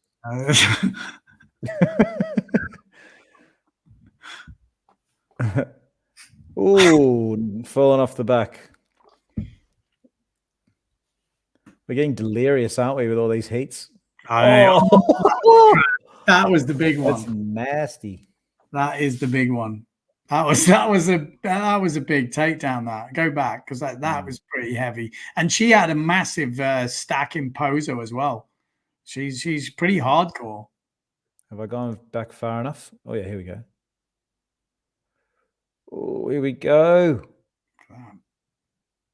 Oh, proper slap. Should we do it once more? Just for good measure. You got like a good stack. Oh, on the seal. You got to watch your ears, you know, and that, you know, on your face and your teeth and your face. And your nose. You got to watch your whole head. All right, so Sarah Keita and Coco progress. Yeah. So just to give you guys an idea at home, semi-finals, we've got Jane Seaman, Maria Berens, Angela Cochran, and Shauna Kroppus. Heat number 2, Sarah Keita, Maria Andras, Coco Favreau, Lena Erpenstein. You know, that is the semi-finals. So if Sarah Keita doesn't make it through and Maria does, that world title is all on. You know, it's interesting. They're both in the same heat. So this will be interesting. 100%. It's going to be. I'm looking forward to watching that play out. And then the men's quarterfinals. Just to finish this up, we got Takara Ishii. Actually, can I share the screen? Is that probably a good thing to do? Share screen. Unless have you got any video to go on that? Oh, I've got an interview with Coco and Sarah Keita, but do you want to do that first, or do you want to share screen first? Let's finish up that women's before I go into the men's draw. Okay, so we'll start with Coco. Sorry, I'm just catching up now. Coco, second in that heat. How was it for you? Great. I really loved the conditions. I'm really glad because these last days we had so many people on the water and now we were like just alone. That was great. I love it. I love it. And we have Sarah Keita as well. Just fantastic job that Sarah did today, catching all the action. Start on that heat and then 2 really good waves, hey? Yeah, you know what? I've been watching everyone all day and I'm the last heat of the day, so I just felt like I could pull off all the moves that everyone else could. So instead of like starting slow, I think I went all in and it was not the best decision. And then I managed to calm myself down and try to get the score in and I got 2 waves. So I'm happy about that, but it was a little bit nerve-wracking at the end because there's like, it's almost like luck if you get that big set, you know? So that's a little bit tricky, but it was fun to be out there. Good luck for tomorrow. Thank you. So there you have it. That was the women's quarterfinals. So there we go. Like we said, we just run down the semi-finals. Going to be an interesting battle. Maria, you know, obviously for the Aloha champion, we're going to talk about that when they make the finals. But the world title, that's the interesting one for me. Maria Andras going against Sarah Keita in that second semi-final. It'd be a big, big heat. And then the men, yeah, we've got good conditions coming, but we have got some absolute where we just work out where my screen is. Sorry. don't forget as well, I've also got the heats of the youths as well. Yeah, we're going to play that in a minute, but I just want to finish this men's heat off. So men's rounds, that is the first Heat 1 quarterfinals. Takara Ishii, Marino Gill, Kai Lenny, Kamiju Ban. I mean, already you're going, okay, that's going to be interesting. I mean, have to say. Hold on. Before you go though, I want to see what your predictions are. Top 2. It's difficult. I don't think Marino's going to make it. No disrespect to him. He's amazing port tack sailor. He did well in that first round, but I think a bit bigger waves, Kai Lenny, Kamiju Ban, Takara Ishii, that's going to be a good 3-way. I'm going to go with Kai Lenny with a bit of experience. And this, I should go with Kami, but something tells me maybe Takara might do it. I'm going, Kami's been injured. I'm going to go Takara and Kai Lenny. That's controversial because Kami could probably win this event. And I'm usually back Kami. I think Kai will make it. I just have this feeling. Yeah. They're the 2 names that were sticking out for me. But of course, it's anyone's game. They're all amazing. But no, they're all going to rip. It's going to be close. But I think Takara might just pull off a bit of a shock. Although if it's a bit bigger, Kami has got the biggest airs. He always flows. Okay, I'm changing it. Kai Lenny, Kamiju Ban. I'm going normal. All right, I'm changing it as well. No. Heat number 2. I mean, Bernd Rodiger, Robbie Swift, Ricardo Campello, Arthur Arukin. I'm going with Bernd Rodiger, definitely. I think he looks in the zone again from what we've seen today. I think he's flowing. I don't think Ricardo had a great heat, but that could mean he's going to come back on the line, bit bigger. Swift and Ricardo, I think it's going to be between them 2. It's going to be close, and I'm going to go with Ricardo just because I think he wants that world title too much. Although Swift, I know he wants a good result. He said he'd been ill. He wasn't feeling great. So listening to his interview, I'm going Robbie Swift's not going to make it because he's going to be too knackered and ill. And Ricardo and Bernd are going to make it through. Heat number 3. Graham Ezzy, Antoine Martin, Morgan Nareau, Hayata Ishii. This is one of the harder matchups I've seen because Ezzy, I feel like he's got a point to prove because you said something the other day and he wasn't happy. You know, you said he always loses to the bigger names. I feel like he might do it, but I think Antoine Martin for me and Morgan Nareau are some of the best in the business. I think this is going to be a super hard heat. And Hayata Ishii, we saw with that claim. Wow, I don't even want to pick this heat.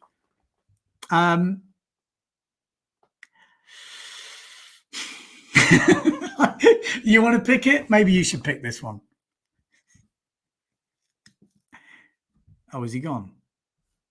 We've lost him. He's either doing what's that word? The mannequin, or we've lost him.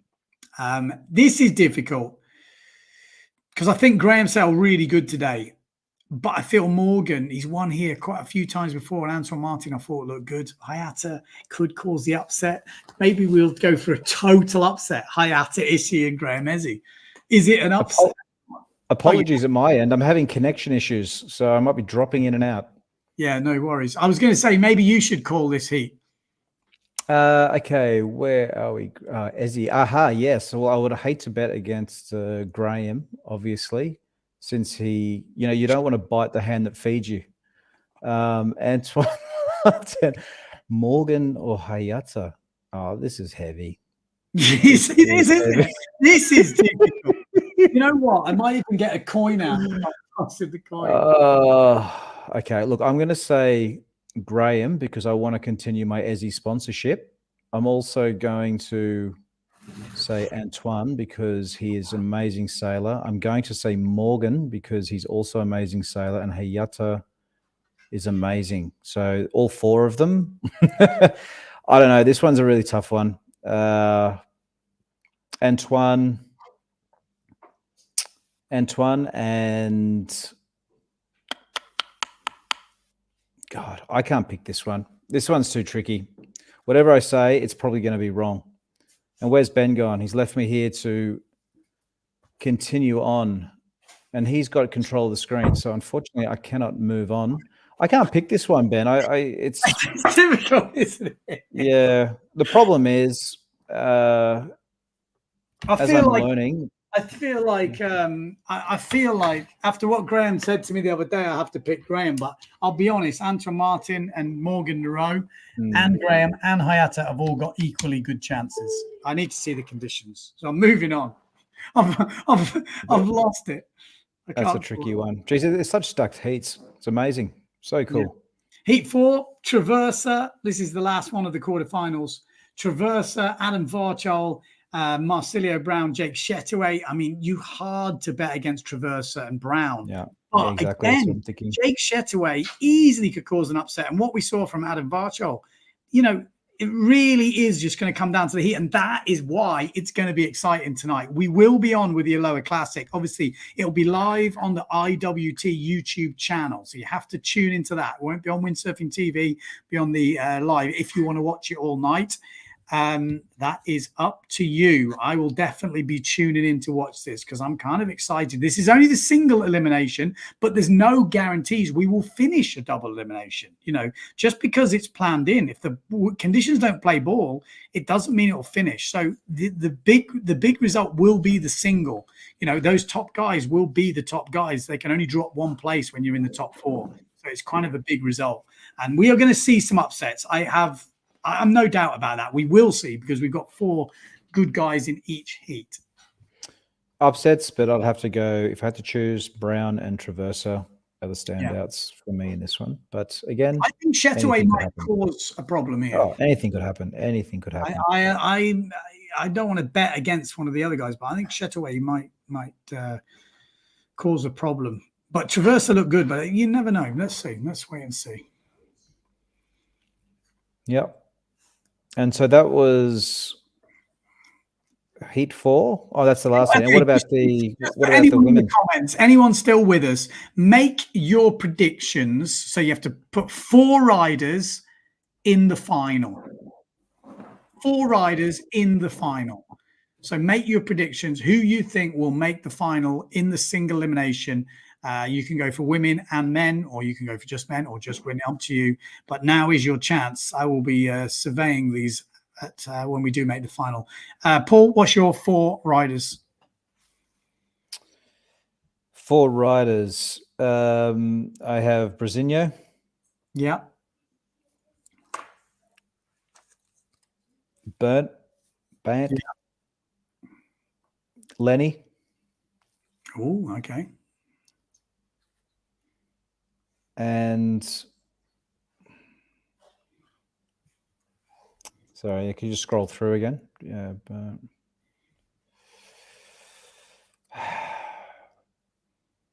Damn, it's hard. I'm going to put Campello in because those guys are going for the world title, and it'll just be exciting to see them battling to the end. So I've got Brasinho, Bant, Lenny, Campello. What about you?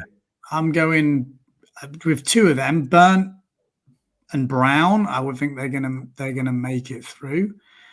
Yep. And I think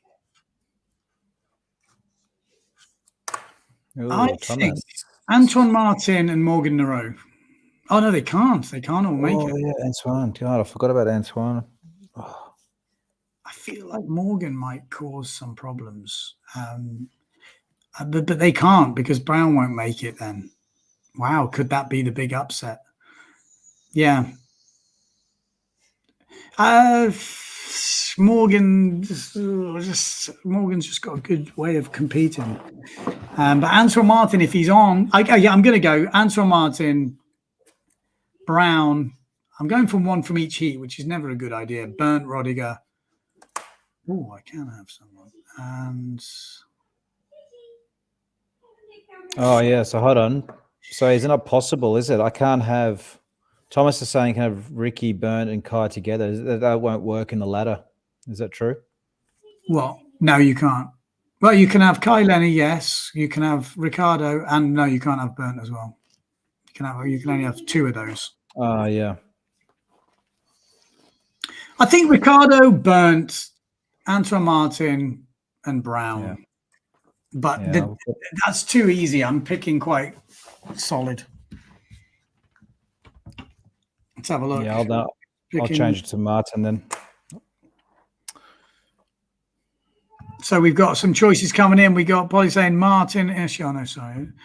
We've got Lenny, Rodiger, Ezzy, and Brown. Ezzy getting some love. Yeah, getting some love.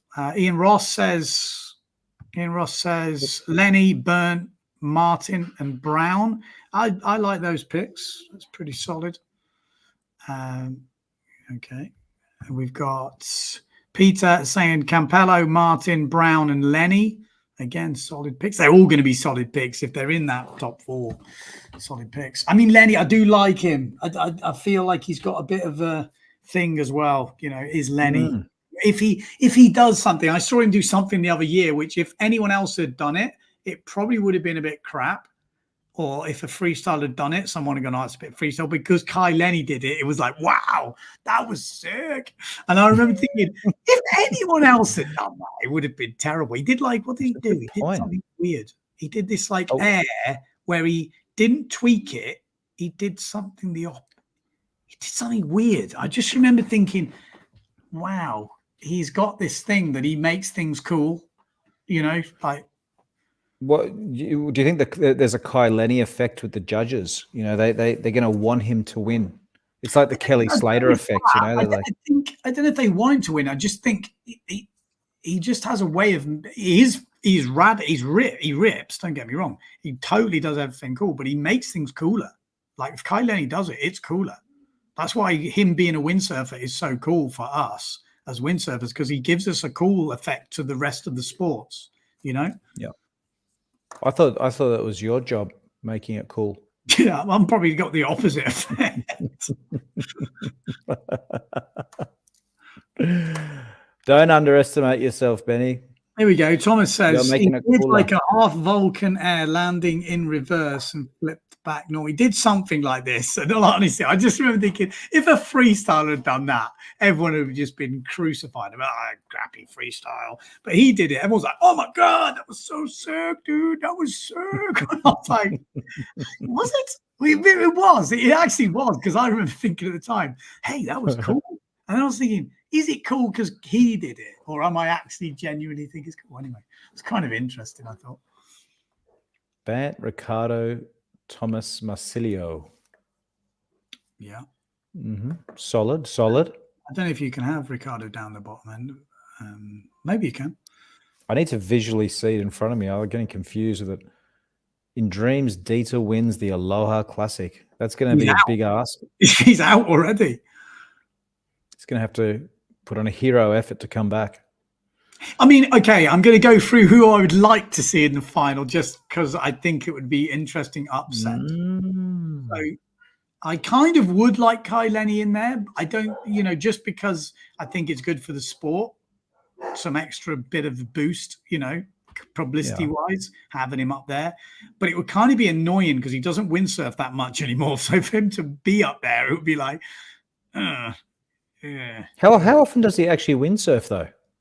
I think a bit, maybe not. I guess depending on conditions and stuff. I mean, he's windsurfed so much anyway. He's kind of an interesting one for me because he's kind of proved that once you get to a certain level, if you're surfing and you're doing all these other stuff, you're not totally losing your level. Gives you don't hope to all of us, doesn't it? Yeah. Well, I don't know about that, but I like how you're relating yourself to Kai Lenny. No, but I mean, in terms of like, you can go away from a sport and get good at other sports as long as they're kind of relative, like surfing, supping, winging, whatever, and come back to windsurfing. You don't lose that much level. I think that the big one is the fitness, isn't it? If you keep your fitness levels up, if you don't windsurf much, because I find that if you take a break from windsurfing and come back, you're surprising how much you get tired. Getting back into it. So I would like to see him in the final. I'd like to see Takara. Like, I think someone like that up in the final could be cool. Actually, Hayata would be cool just to see him do his claim again. Imagine the claim if you I'm taking the whole thing. I want to see Hayata. I want to see Hayata Ishii. Ooh, kamikaze. Final. I want to see Bant because I think he will do something a bit crazy. And maybe Varchol, someone like that. Like, I want to see some upsets. That's my upsets. Like, I like Hayato. I think he's been ripping. Ricardo, I'm a big fan of Ricardo sailing. I just think he needs a bigger face, some more consequence. I like the way he rides the wave. He's quite aggressive. But it can't be that kind of onshore stuff. It needs to be a bit more down the line and a bit smoother on the wave, and then he really holds that rail. Like, he really drives into his turns and pushes the shit out of it. He's not dancing around on the wave. He's quite aggressive, like gouging, which I like. Definitely. We've all seen epic videos from him. So do you want to show the juniors? Video, juniors. Who's coming up? There was 4 entrants, but 3 turned up in the heat. Not sure what happened with the 4th rider. Guaranteed podium. Yeah, exactly. That's a good point, actually. So if you're a youth out there, get to Keeper and you will Hoa Keeper. Keeper. No, it's okay. Keeper. So we had these 3 riders: Otis Buckingham, Esteban de Cruz, and Liam Corral. Go on, sorry. Oh, I think you're going to say exactly what I'm saying, and I was surprised at the level. Of these guys, ripping. But Otis Buckingham, he smashed it. Definitely, he smashed it. He absolutely smashed it. And with a name like that, I kind of felt like it's a bit of cross between English and Otis. Buckingham. Buckingham. But I saw some waves. I watched this here. I thought, bloody hell, these guys. So just so for everyone's sake, that is Otis on the red Goya. That's Esteban. Yeah. And Liam's on the pink Goya. Esteban's from France. He's been in Pozo, done a bit of stuff. French rider, good sailor. Not sure how much starboard tack down the line he's done. Yeah. But these guys they're giving a red hot go. And Otis, who won the heat, he got some great turns.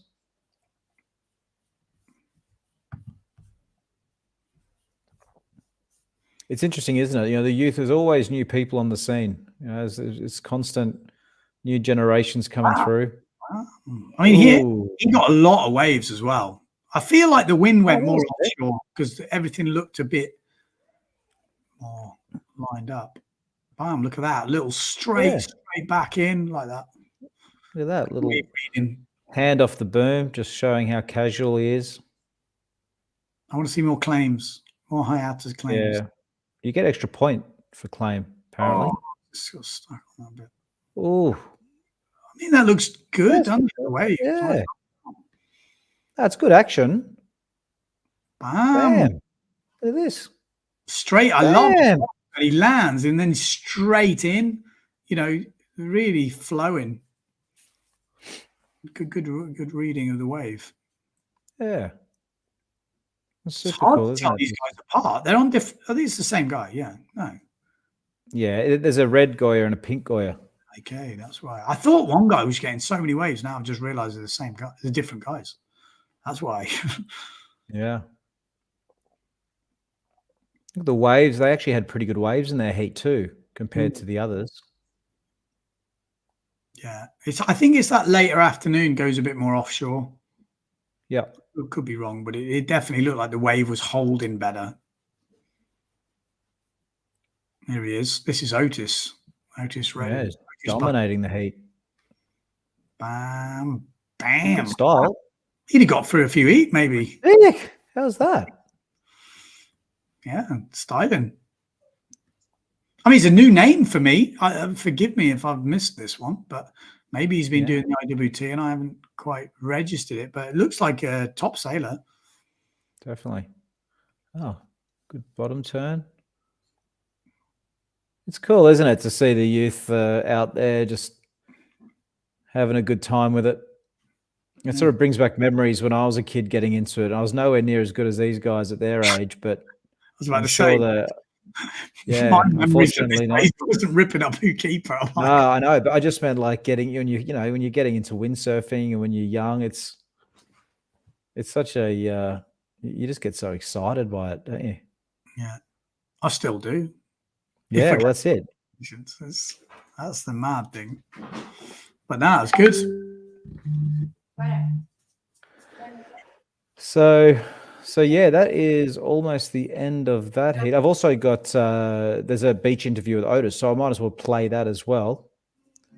Hold on, that's almost the end, I think. Yeah. So Otis Buckingham, yeah, he easily won that heat, but well done to all the youth in that. It says quarterfinal, but essentially they're going to have. There's only 3 of them or 4 of them, and they're just going to be going through a few heats, I guess. Are they going to have some kind of? How does it work, Ben, when you only have this many people?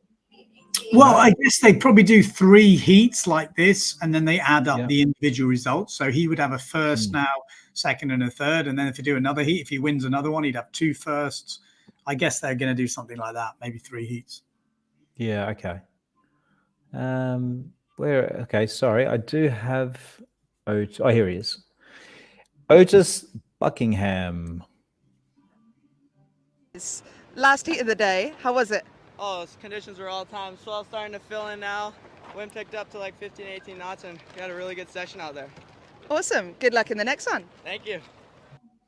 Is it just me, or he sort of looks like a little Philip Costa? He does a little bit, doesn't he? Does a little bit. He's chirpy as well. All right. Chirpy kid. There we go. Very good. I've actually got one more video here, Ben, before we go, which I thought was interesting.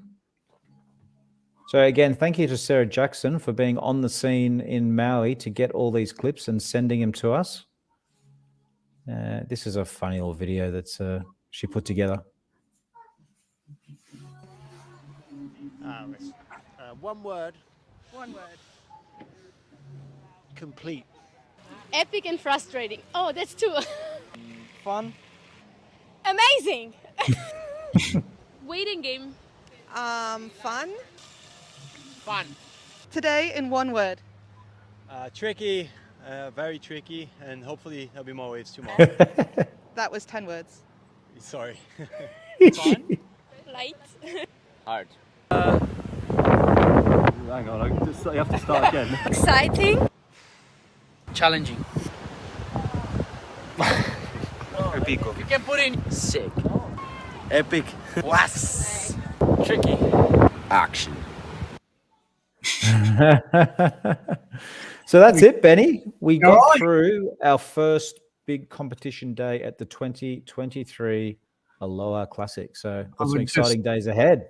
like to take this opportunity to thank you for going through all that live stream footage and cutting out all those waves, because that's a big job. Because as you were doing that, I was actually sleeping. So that's epic.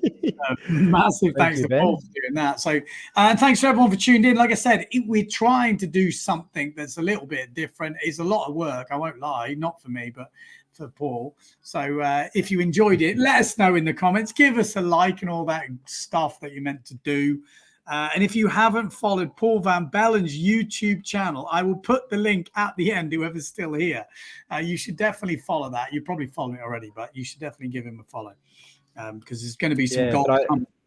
The only problem is I don't make videos anymore because I'm too busy making videos for you now, Ben. So. It's going to happen. When Coro starts lighting up and everyone's around, you know it's going to happen. Ben's turned me into a slave driver. He loves me because he can just sleep and I edit. Perfect. I know what's going on, mate. I know what's going on. I'm the new Alfie. That's what I am. Trust me, you haven't started yet. So the plan is, just to finish this off, we should have Aloha Classic again tonight. I'm not sure if we're going to be able to do this again, but we're going to try and I'm going to try and do something. If Paul doesn't do it, the live might be a bit later, and I'll have to do the editing bit in the morning. But that's the plan. And like I said, if you do like it, let us know, and we will see you again, maybe sometime tomorrow. Yeah, that's Alice. Goed. Thanks, guys. See you very soon.